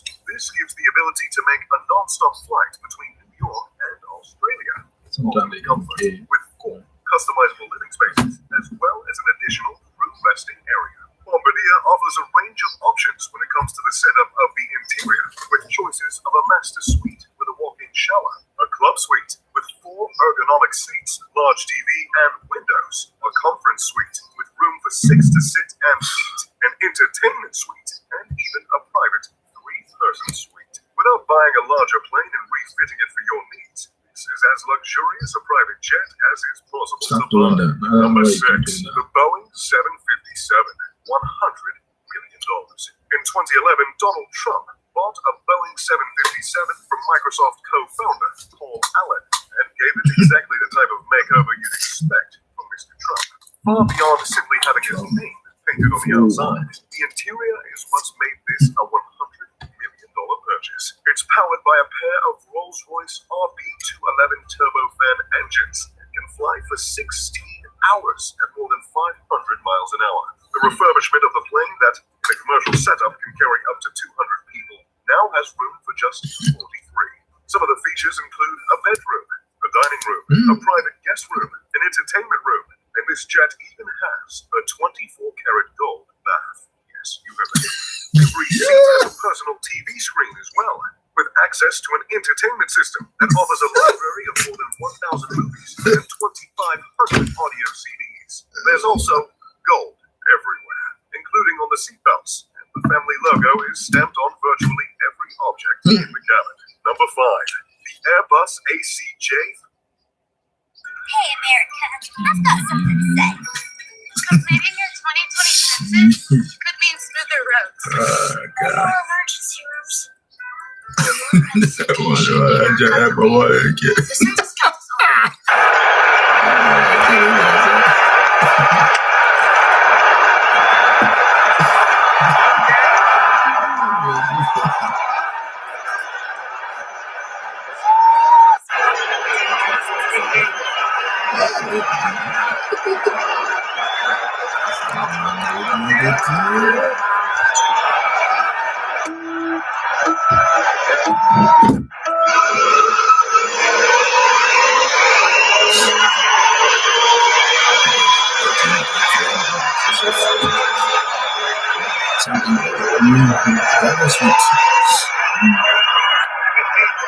The Airbus ACJ319neo is a new model of jet Number that 5. flights in early 2019, and the first is currently scheduled for delivery in 2020. Airbus has taken the popular A320neo and added new engines and extra fuel tanks to extend its range, and have partnered with Fokker Technique to customize the VIP cabin on board.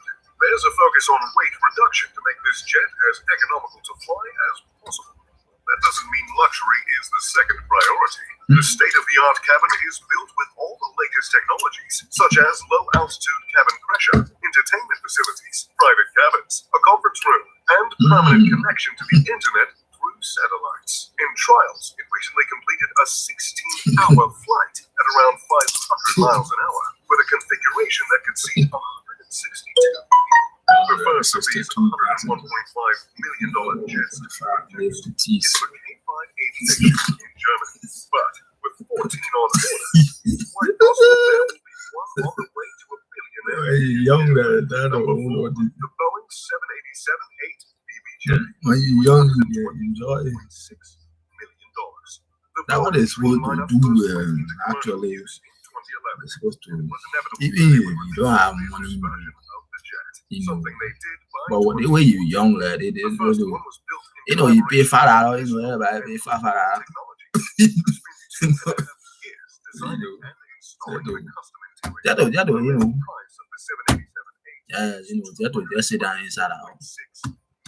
You know, the whole ride around your car. But as you'll see, it was all worth it, as they have converted the plane into Oh yeah, you know, create a system, you know, where even poor people the master can suite, have that accessible from experience. the entrance. It's completely separate from and is designed to be an oasis of silence. It has a California king-size bed, a huge bathroom with marble sinks, a double-sized walk-in shower, and even heated marble. With a lot of luggage are catered for, as the master suite also comes equipped with its own dressing room, a refrigerator, and a safe. Beyond the private quarters, the jet has an open main lounge designed to feel as spacious as possible, and includes 2 day beds in front of a 55-inch flat-screen display, along with other seats that have their own monitors. To the rear of this cabin is a VIP lounge, and then behind it is the guest cabin with 18 first-class reclining seats and a row of premium economy seats for the staff. The jet has a range of 11,500 miles, so you can reach virtually anywhere on Earth. Number 3, the Boeing 747-8 VIP, over $367 million. The 747 is probably the most famous commercial airliner in the world, but for those able to afford it, Boeing also offers a private version of the jet, costing $367 million for the base model. One recent and confidential client is said to have spent another $100 million upgrading the interior. Powered by Gen X engines, get a smart thing to do that just for commission on it. But right side is free. Virtually any configuration a client would want. The recent craft designed by Greenpoint Technologies made use of the 4,786 square foot interior to include a stateroom, 3 large lounges, an office, and a huge dining room with a table that seats 14 people. This is also the model that's been announced to be the replacement for Air Force One, and at an estimated $660 million, will likely become the most expensive private aircraft ever to be constructed. Plans involve making 2 jets resistant to meteor strikes, nuclear war, and terrorist attacks, with the ability to deploy flares, jam radars, and refuel in mid-air. On board, they'll be able to seat about 100 people, and all the equipment needed to run the entire country. Number 2, the Airbus A340-300, $350 to $500 million. What's thought to be the second most expensive private jet in the world is owned by one of Russia's wealthiest billionaires, Alisher Usmanov. Based on an Airbus A340-300, which has a purchase price of $238 million, an extensive refit means this particular jet $350 million.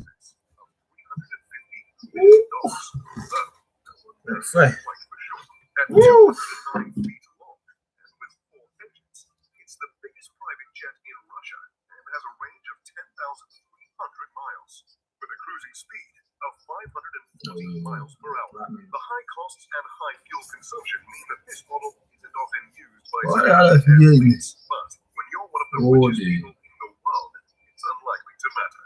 Very little is known about the interior of Usmanov's jet, though as no images have ever been released. What is known is that it's registered in the Isle of Man with the registration M-IABU, which means I'm Alisher Borkanovich Usmanov, and it's named Borkan after his father.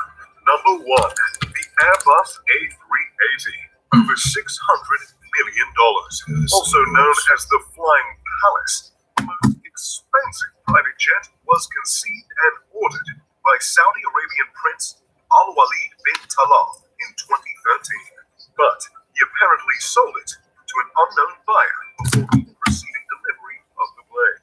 It's a fully customized Airbus A380, which is the largest jet that's flown by commercial carriers, and costs $400 million from the assembly line. Refitting the interior of the double-decker plane costs at least $200 million, and could actually have been far more. For this expense, the prince installed a concert hall, a Turkish bath, a luxury car garage so he can take his prized vehicles anywhere he goes, and a prayer room with computer-controlled mats that automatically rotate to face Mecca.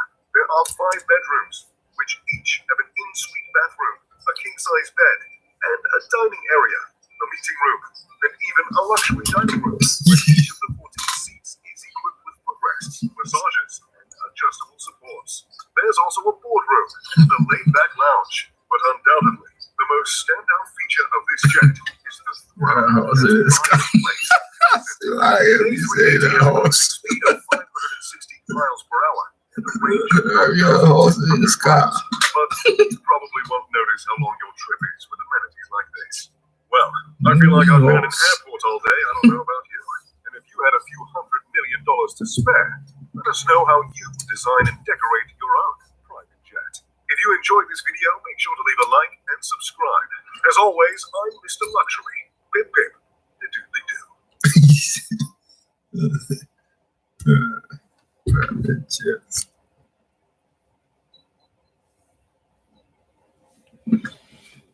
Private jets.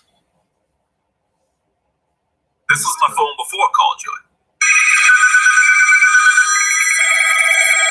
This is my phone now. Thanks for calling Leo's Plumbing. In a few words, how can I help you? As a small business owner, my to-do list is never ending. I don't always have time to answer every call. Thankfully, I found CallJoy, a customizable agent that's available to answer every call I receive, 24 hours a day. I'll never miss a call again. Setup takes less than 5 minutes. And CallJoy records and transcribes all my incoming calls, so I can review them anytime. My CallJoy agent responds. 2020.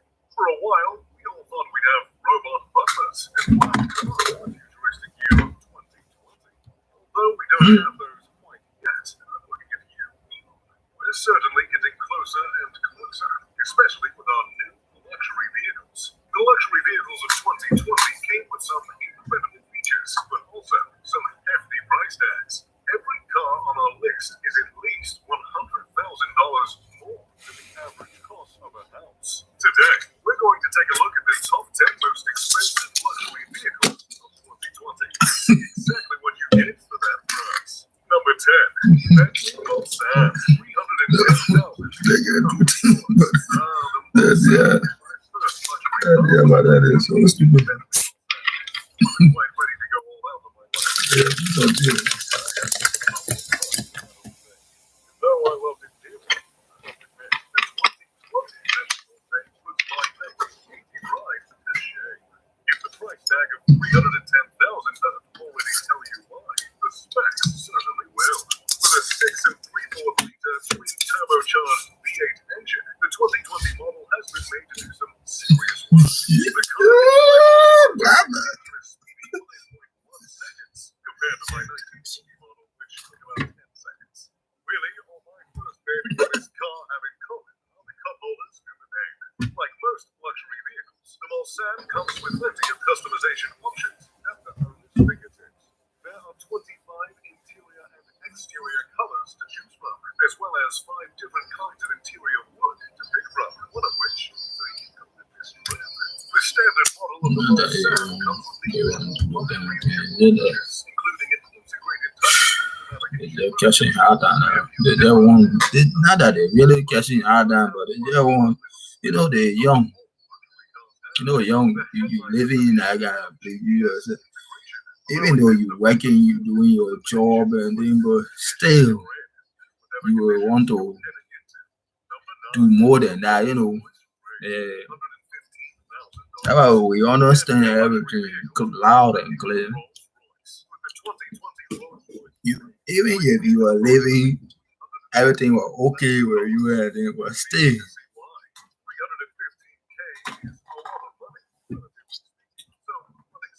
So, still you will want to. You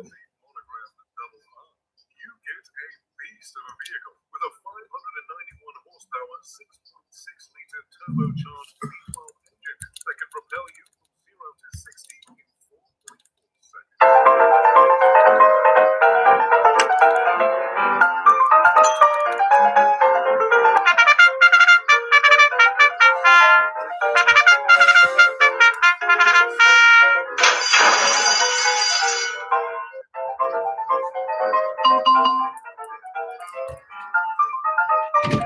Mr. Pan, I see my pen called Big Bang. How does a GPS integrated transmission sound?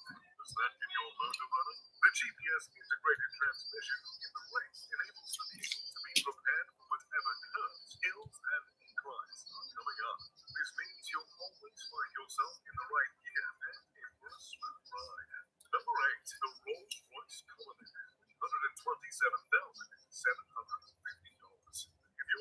seeing 2020, you probably had a suspicion Rolls Royce.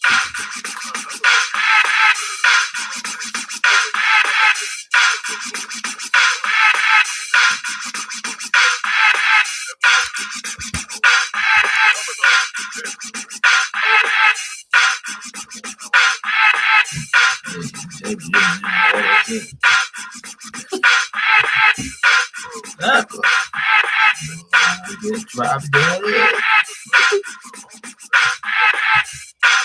I see how you do.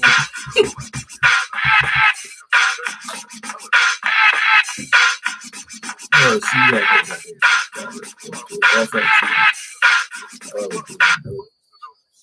when they were sending it, I don't know what they're sending the they just send the person that kind of was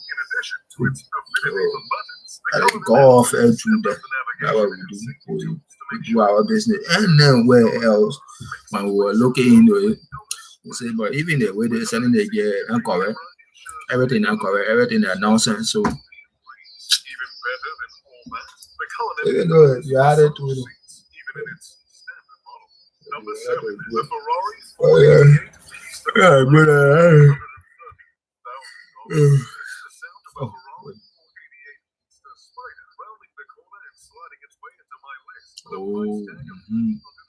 oh, tell you. Like you tell them the warfare trip, we can do our business anyway. Car, bathroom, anyway. Back anyway, but now we're gonna keep an eye on her because we keep telling her to stop. She don't want to stop. I don't know whether that the boy just keep telling her to come, oh, bro, that maybe that what made into things that you laying down with the person. Because you keep telling the person to stop, but the person don't want to stop. They're just looking at you, and then they see you, they're looking at you, and then they see you, they're just coming to you. And the way they come in here, they don't look like a normal way to send women to somebody. It look like she just play messing with you or something. They play, and that's why we can get angry. We ourselves will get so angry with the way she come. Every time she come in, we get so angry with her because it's like she messing with it. As if she's messing with you.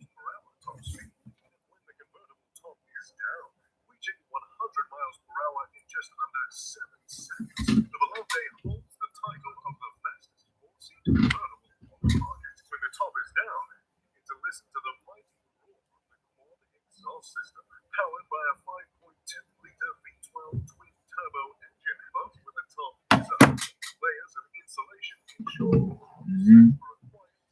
So she just messing with you that way. Aston Martin likes to take the customizations of my ride. The brake calipers alone have 9 color options to choose from. Number 5, the Rolls Royce Dawn, $351,150. It's a new Dawn, and boy, will it be a new day if you started inside this 2020 Rolls Royce convertible.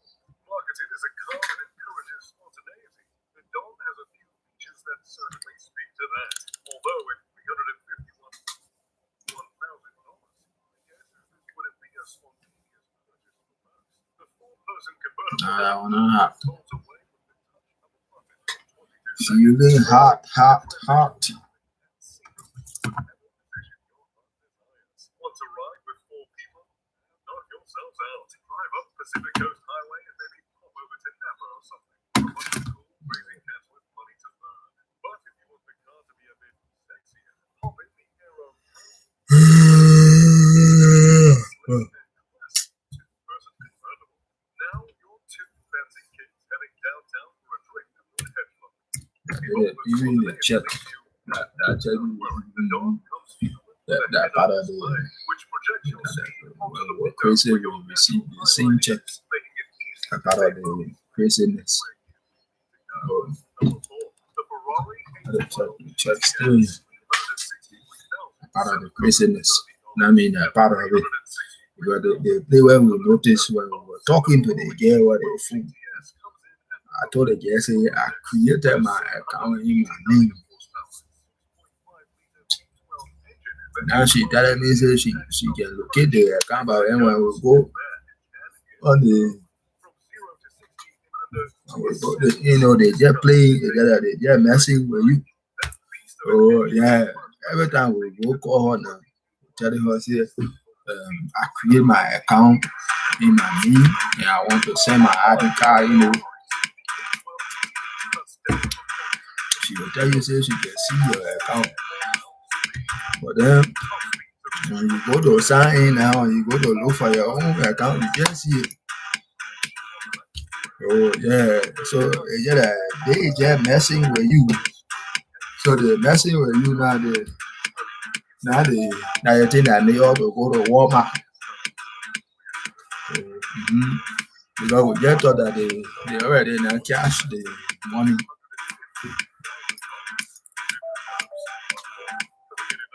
So they were just get there, they just to the play, they just messing with us. We asking her questions, she just talking different things, just doing all kind of things. I mean, she and all were working with them, and they knew that we were going to call them. So,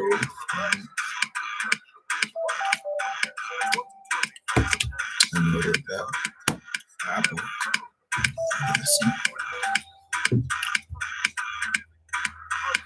So I think they ought to get on the thing to go to see whether the money was cash. Now when we get to the bit now, the very first thing we noticed, they were talking about charm business because everybody just start positioning themselves in Walmart. As soon as we enter the place, we just see them, everybody just, they just clearing the area. Doing something. That's how we notice straight. We say that charm business that everybody talking about.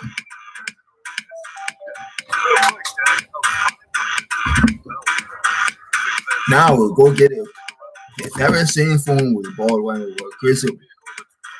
We go hand the phone to the woman like that now. The other girl just came there to pound. The two of them, they just doing that. Then all of a sudden we remember that we bought the same phone. Now we get phone to carry the phone there on the scooter. The very same scooter that we bought.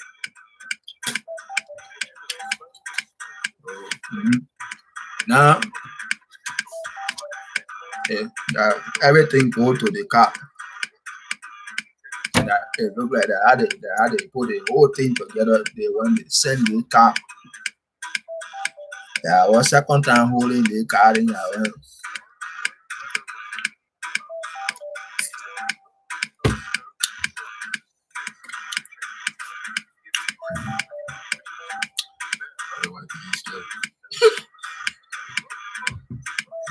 Song gonna know.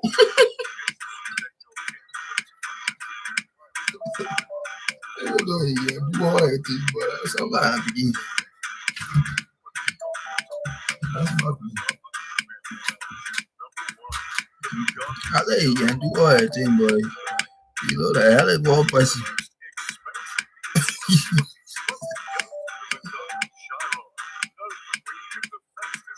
Oh, and they think they're doing some of them that in the position. They're making it. Oh, yes. It's just that some of them they're not in the position. And I was telling them, I say you can't depend on the charm. The way you're not in the position that you're not close to the position. So for that reason, you can't depend on the charm. Nobody not card to race. Oh, the Bugatti not card to race. That's just sport. They're like you dress fine, wear a fine clothes, and you go ride around. But to say that for racing, no. But not for racing.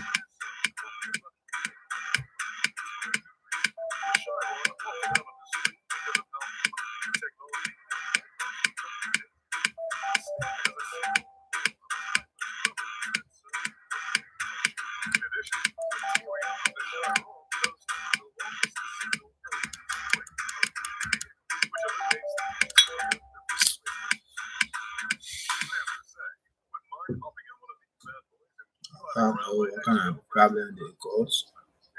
Well, there you have it. The 10 most expensive luxury vehicles of 2020. Which of these cars would you like to add to your shopping list this year? Let me know in the comment section down below. I know we're doing all the things that we're telling them. They kind of think they don't understand what we're talking. I know I'm doing all the things, but we don't even know whether they're doing the charm business. Because from the look of it, that charm business. Maybe that charm business they're still talking about. They don't know where all happened.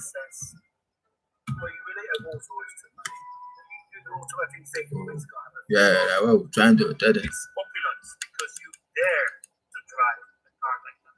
It's nice to drive somewhere and people are going to welcome you back you on the place. But to keep the world's wealth Charlie, with their wheels. Charlie, keep you. Oh man. Develop an eye for the watch clubs. I mean, this is a very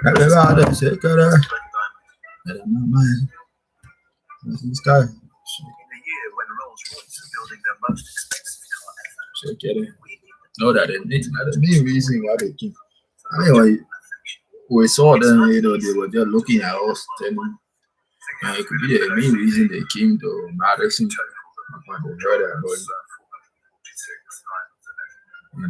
The main reason they left from there, they came. Bro. The thing that I didn't understand, the person that told them that they built stupid. They show all out. They go be all there. Secret. They say, oh, we will do all that.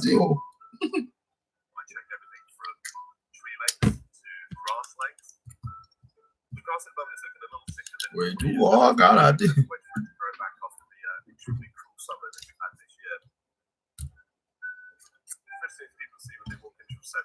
good thing. Stay there, stupid. I see it. Your whole body that food. You see the kind of thing that I was telling you. And I did it all. I'm coming to help some more. But I did my own job. Just to get on plane and go. Be settled in business.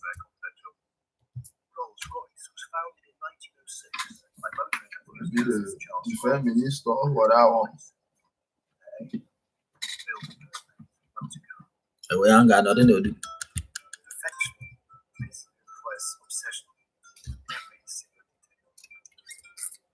They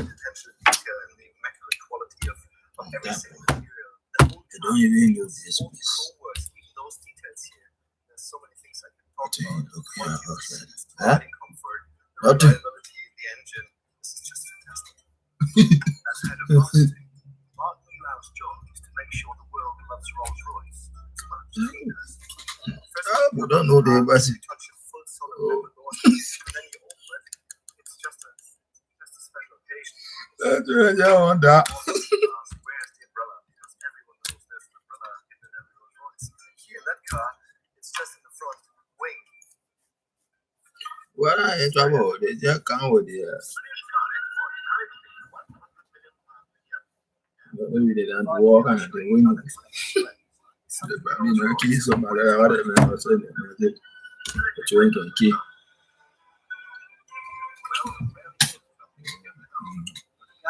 in that kind of area, doing that kind of thing. I mean that they don't like the way their life turn out. So that why they taking their frustration on somebody basically. But I mean, poverty, fighting against poverty. I think that don't make sense. But if you are just frustrated over your life, maybe you wanted to become somebody you never had a chance. I got even not the Hollywood, but becoming somebody.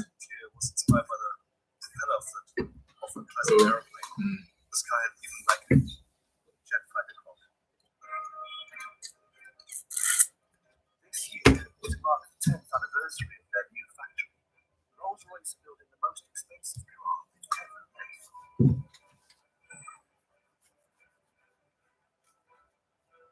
Now heading to the most exciting, most extraordinary collection car we've ever done. It's a contest last year. No, that one was good. Yeah, no more. We saw the whole thing. You know what? They say looking for different things, solution to their problem. Oh no, they want to become somebody. Oh, really? Focusing on it. Now they come in with their problems. Well, we had to put stop to everything we were doing. Now we start focusing on them. Now we get telling them to stop. Now they think they're getting serious. They don't want to stop. We say, but then they don't have to do that. It's worth more than silver. Special kind of world. It's more like the most natural translation of a star to reality.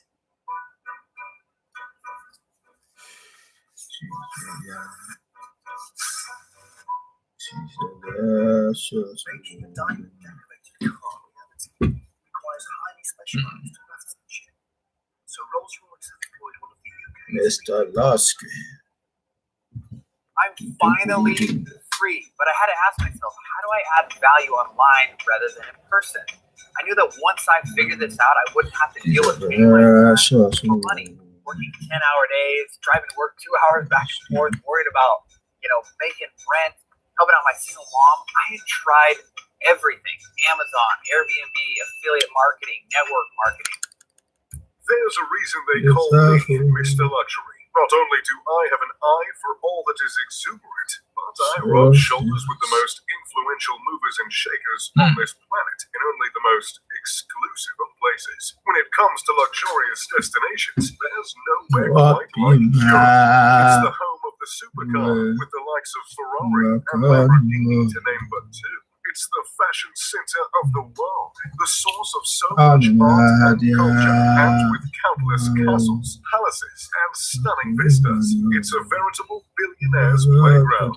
But when I'm on a mega yacht, sailing off the coast of Monaco, I don't spend my time with just anybody. I call on my wealthiest friends to share the experience with me. Here are the 10 witches Number 10, Pelagie Mystery. $15 billion. The Indian billionaire controls the 154-year-old Shapoorji Pelagie Group, which is a construction company based in Mumbai. His family also owns 18.4% stake in Tata Sons. It is the holding company Tata Sons, which is a conglomerate of more than 100 companies with a combined revenue of $100 billion.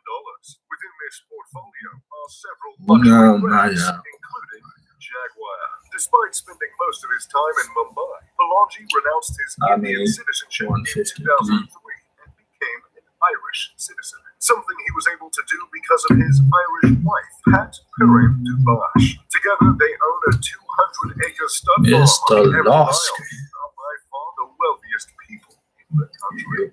Number 9, Leonardo Del Vecchio. Prescription glasses or sunglasses. Yeah, get it. I thought it made it free to us.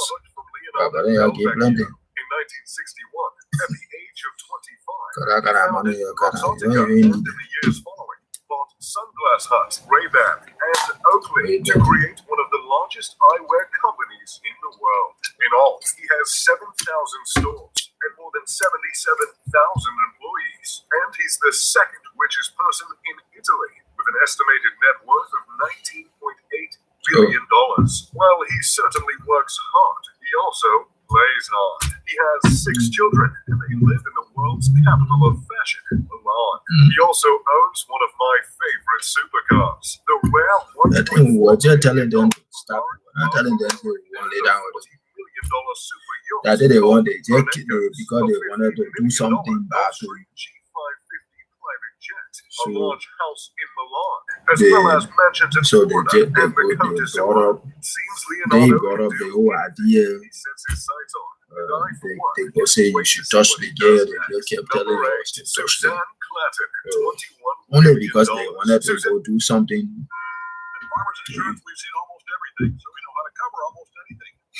So they kept telling you to touch the girl.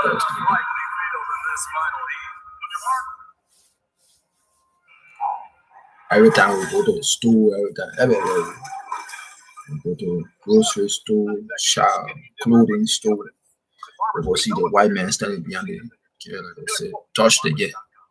Now we're not the one that told us we want to touch girl. I don't know where they come from with the idea. We never told them we want to touch girl. But they just keep telling me, I don't got how funny, man. Man, damn funny. I had to go and be going famous.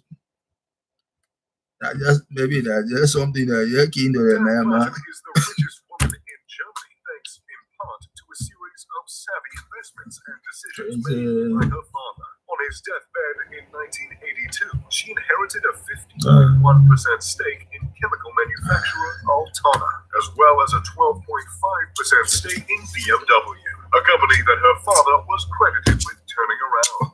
Despite inheriting these assets, Suzanne is just like her father and has transformed them into something far more. She was a top 30 German company.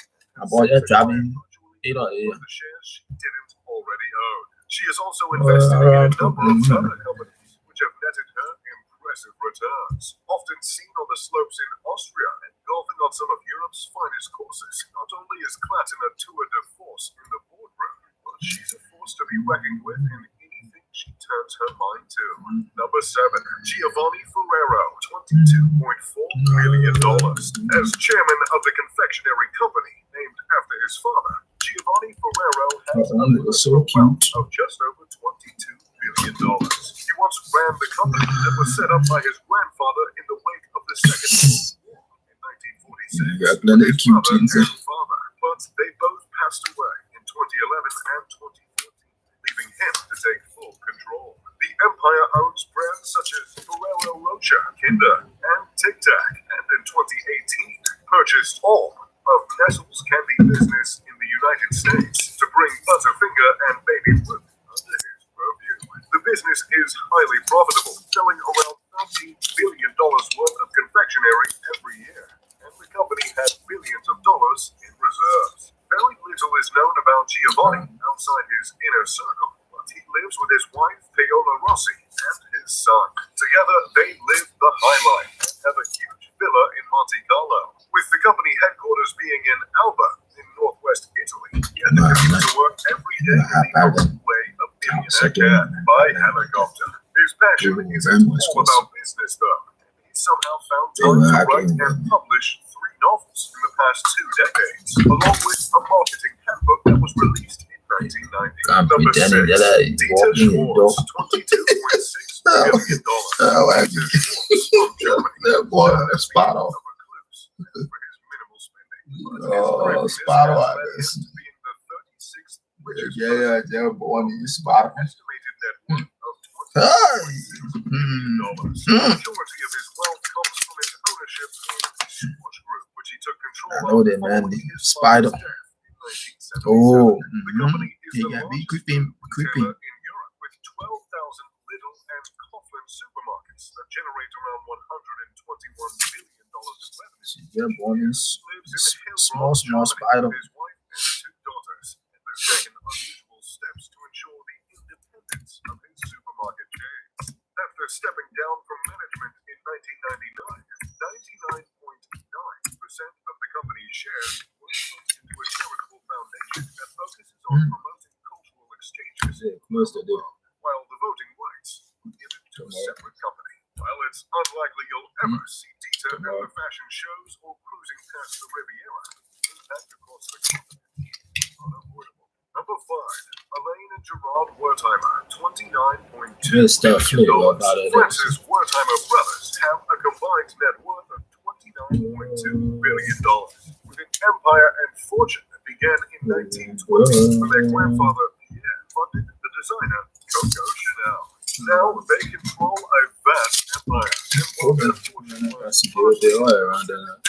series of savvy investments that have only served to increase it. They are co-owners of Chanel and are known by others in the industry as being fashion's quietest billionaires. They are quite unassuming, never taking part in interviews. If they attend Chanel fashion shows, they drive themselves to the venue and will sit in the 3rd or 4th row so as not to distract the attention away from the event. Beyond the fashion house, the company owns Aries Lingerie and Beachwear, Tanner Clothing, which produces leather products, a British gun maker called Holland and Holland. His brothers also invest heavily into interests and own a number of French vineyards, including Chateau Maison-Seglar and Chateau Mignon, along with and they are when they got, they got connection.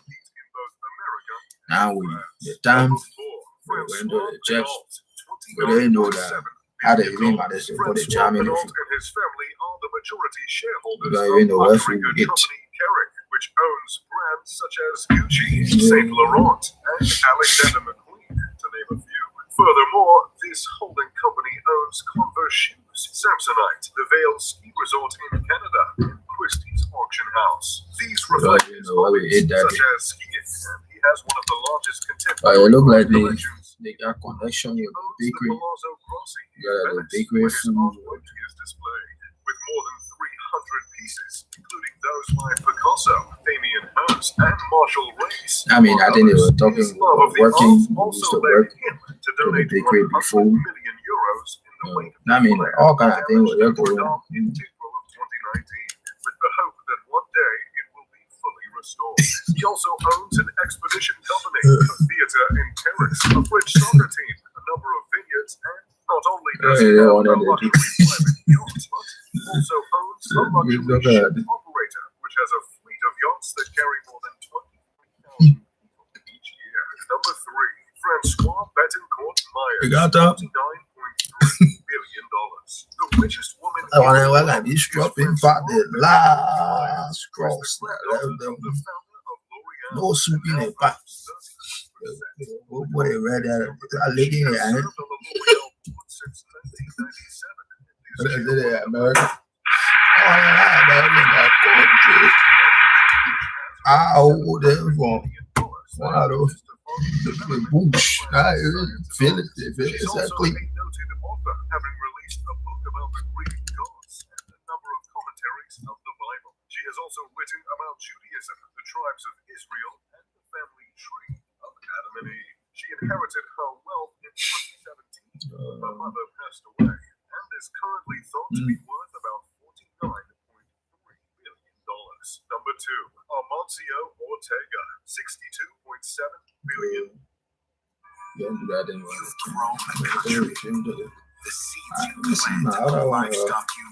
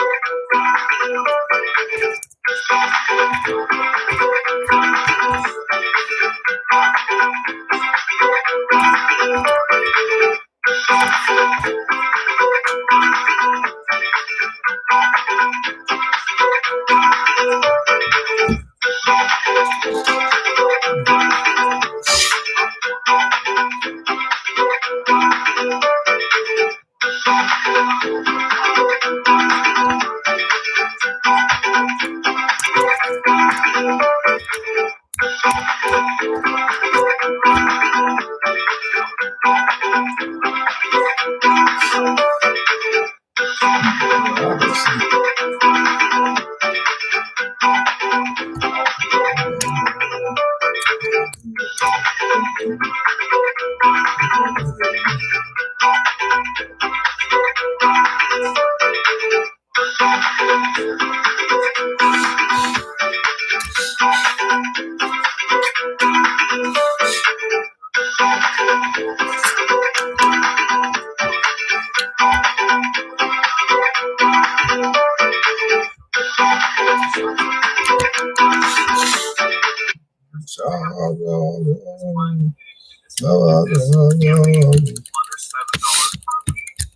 one is up to $28 per week. We want to work on optimizing those, bring them more like this, but in some cases, they're selling things that worth thousands of dollars in person, and they're getting leads for $10 give or take.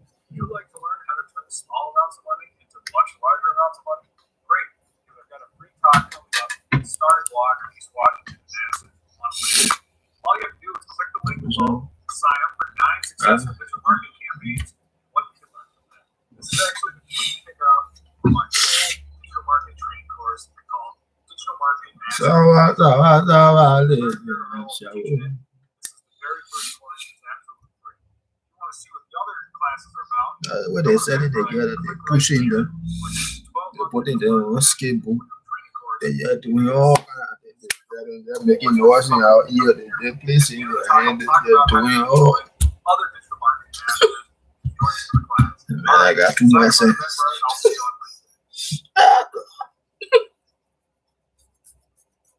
Then they say the Sunday woman, I know what kind of thing that.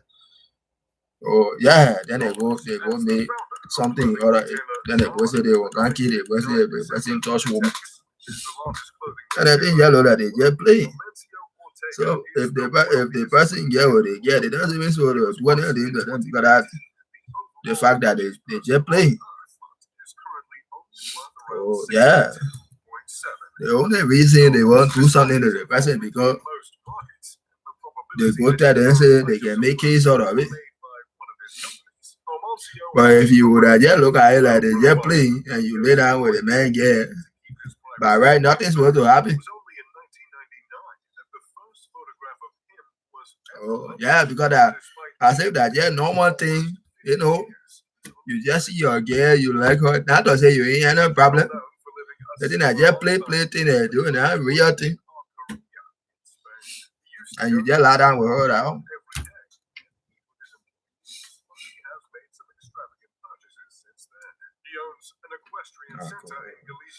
Give me some alcohol. Give me some. Give me some. And is often on his 67-meter yacht called Twizzle, which is based in Saint-Tropez. He also owns several large properties, including the Torre Picasso skyscraper in Madrid and the Epic Residences and Hotel in Miami. It's his philanthropic endeavors that have gained him the most attention. In 2012, he donated 20 million euros to Caritas Internationalis, which is a Roman Catholic relief organization. And he also gave 300 million euros to help fight cancer in Spain, an act that enabled the purchase of 440 detection machines and 50 stereotactic radiotherapy machines. Because of his charitable donations, he was awarded a prize at the 2017 Spanish Association of Foundations Awards. Number 1, Bernard Arnault, $76 million. If there's anyone in Europe that you want to be your friend, then it's probably Bernard Arnault, who is the 4th richest person in the world. He has a reported net worth of $76 billion, which he has made by being the chairman and CEO of LVMH, the largest producer of luxury goods that includes brands like Louis Vuitton, Dom Perignon, and Tag Heuer. He and his wife, a Canadian concert pianist named Kevin Massier,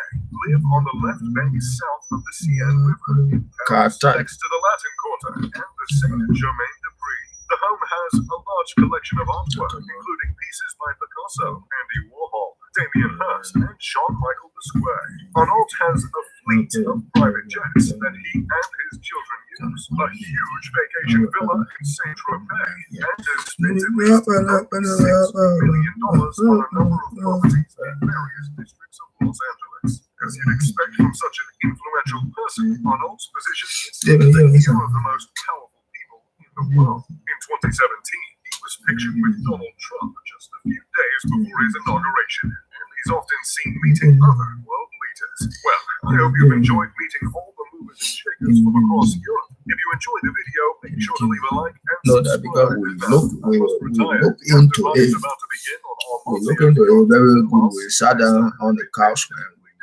We were looking into it to see whether it make any sense.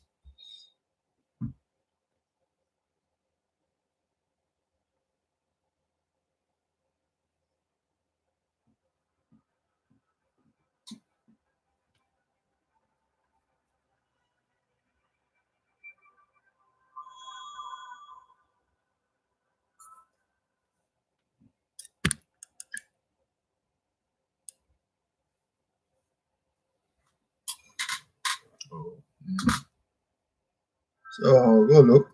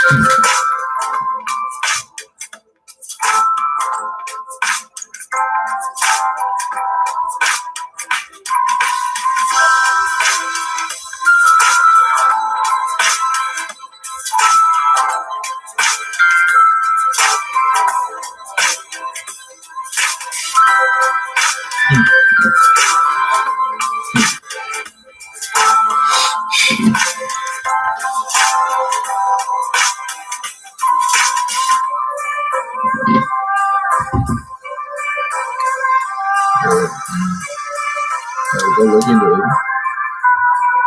The entire thing doesn't make any sense. Not even one to say makes sense. Because if you even wonder, it makes sense. That is one that you will be doing. So you will do that. Even if you will do that one, they will do it. But I think the fact that not even one single thing in it made any sense. I think that made us sick. I think they are sick. That's what we say, but then why they keep wasting our time? If they know that the entire thing doesn't make sense, then why you keep wasting my time? Why when we're telling them to stop, they don't want to stop.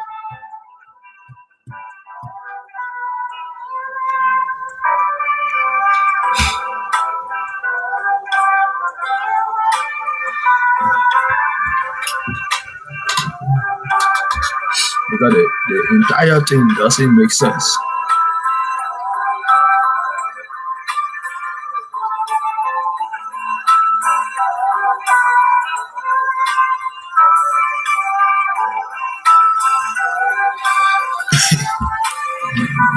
Charter.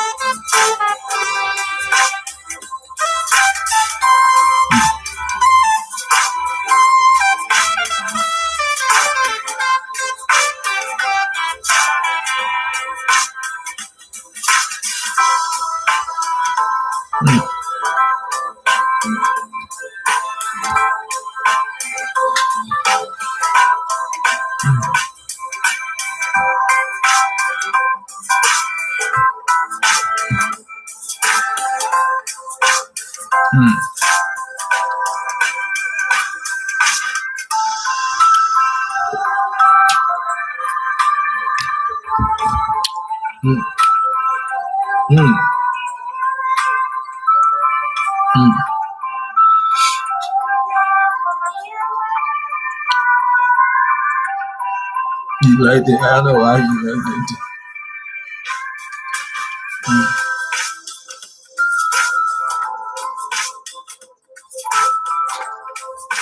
This is very good.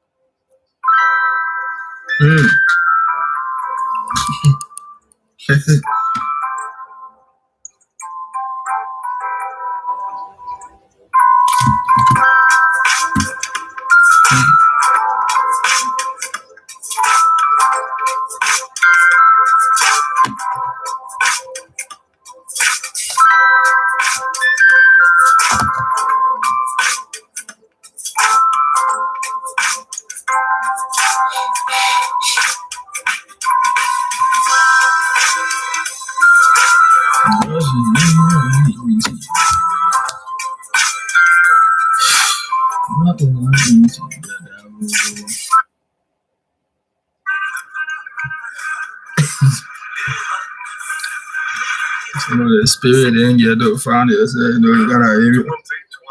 For a while, we all thought we'd have robot butlers and flying cars in the futuristic year of 2020. Although we don't have those quite yet.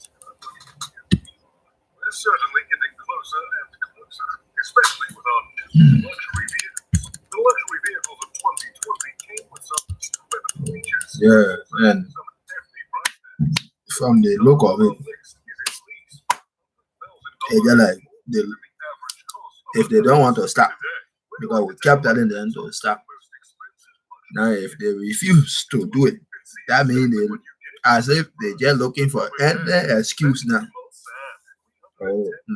Any excuse to stop violence.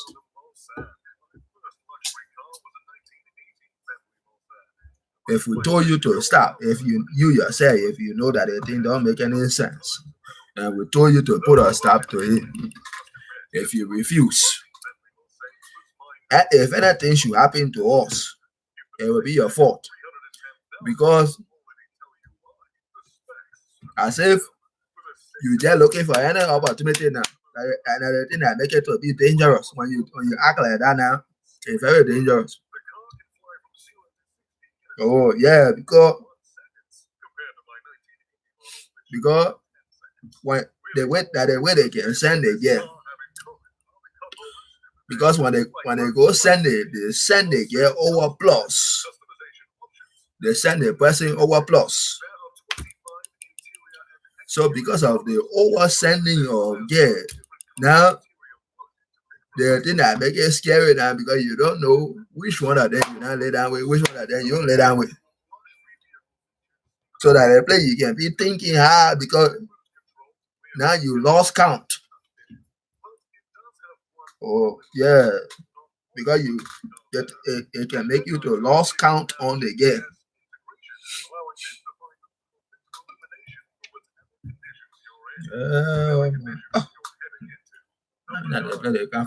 Hey. We are looking for somebody who want to sacrifice the person. Yeah, we should. The underwater people, we strive to come into our city.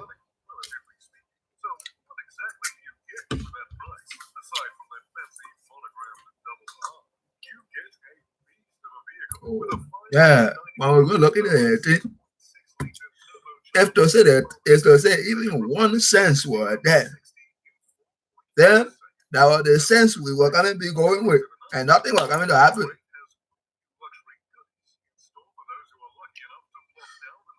And you break the goddamn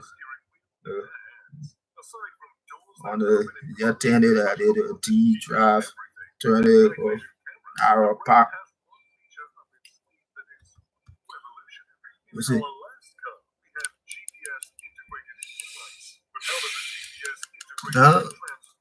Because the entire thing don't make not even 1 cent. One, not even.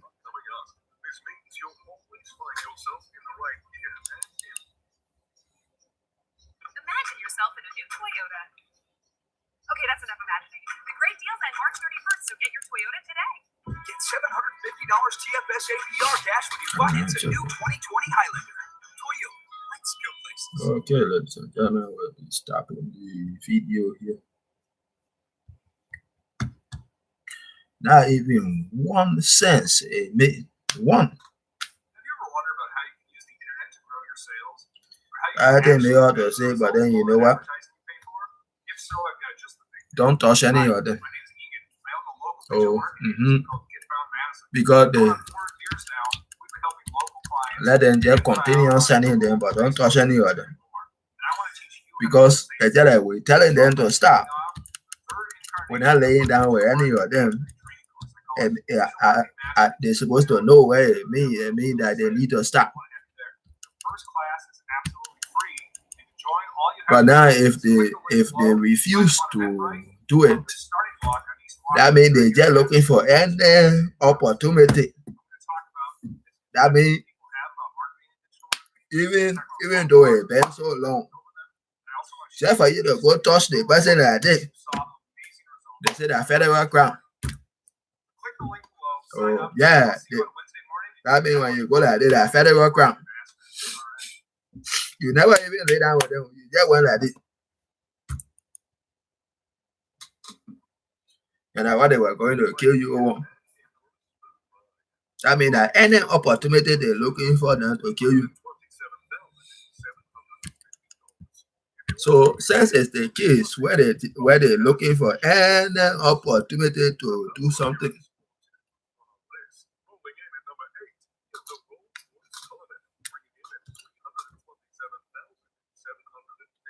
then the best solution to it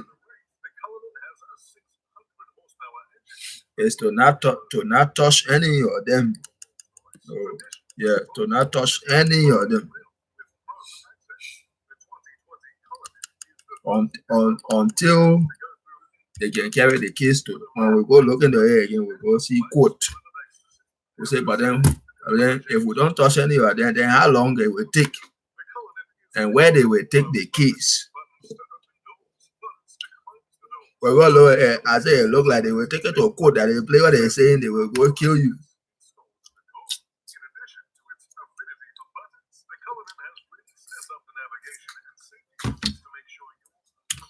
They will take it to court and they play they won't go kill you. So I think now the whole thing makes sense.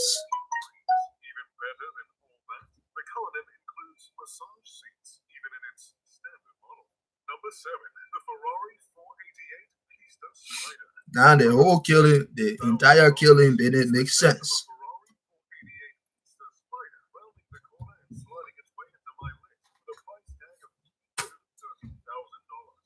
Then when we go look into it, we say, but then I think what they're trying to do, they're sending the amount of girls because they want to gather evidence.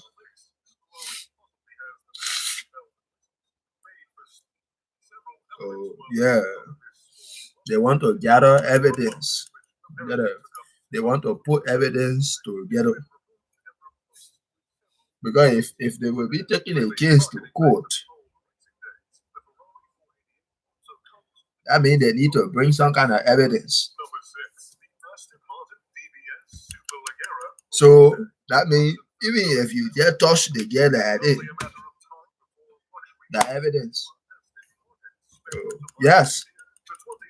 Even if you just talk to her, the evidence. Anything, the evidence. Unless you don't come anywhere around her.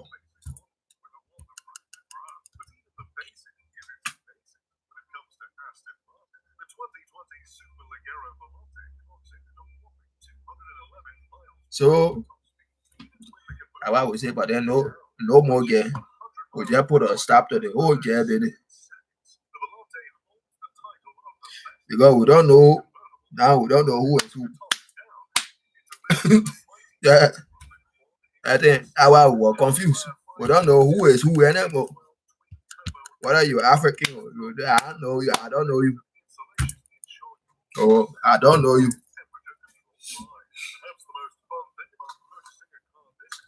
I would say, but then let us stop to the whole thing because they're gonna think it's very risky.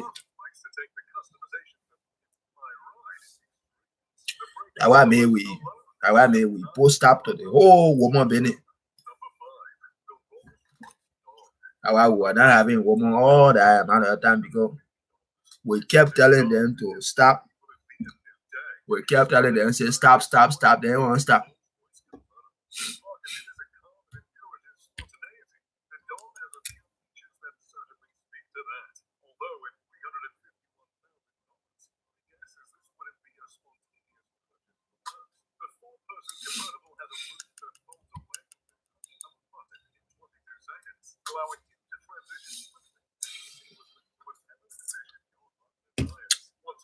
Loud and clear. You're just fighting your yourself. Not because you want to make it big or make it rich. Just mainly because of it. To strike it big.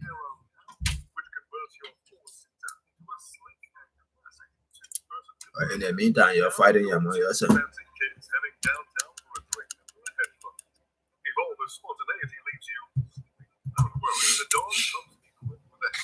That's what the whole thing is about. That's why they're killing each other. You see what we're saying? That's why we were telling them, I said, everything we put stop to everything. We just put stop to the whole woman business because nobody to trust. On top of it, the whole thing, the thing that they're just looking for any opportunity. They're just looking for any opportunity to do something to you.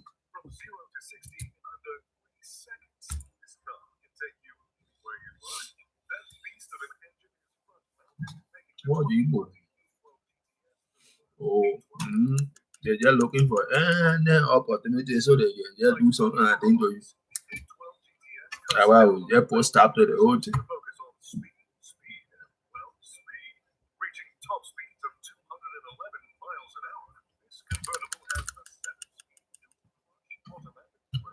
And I show 300, 365.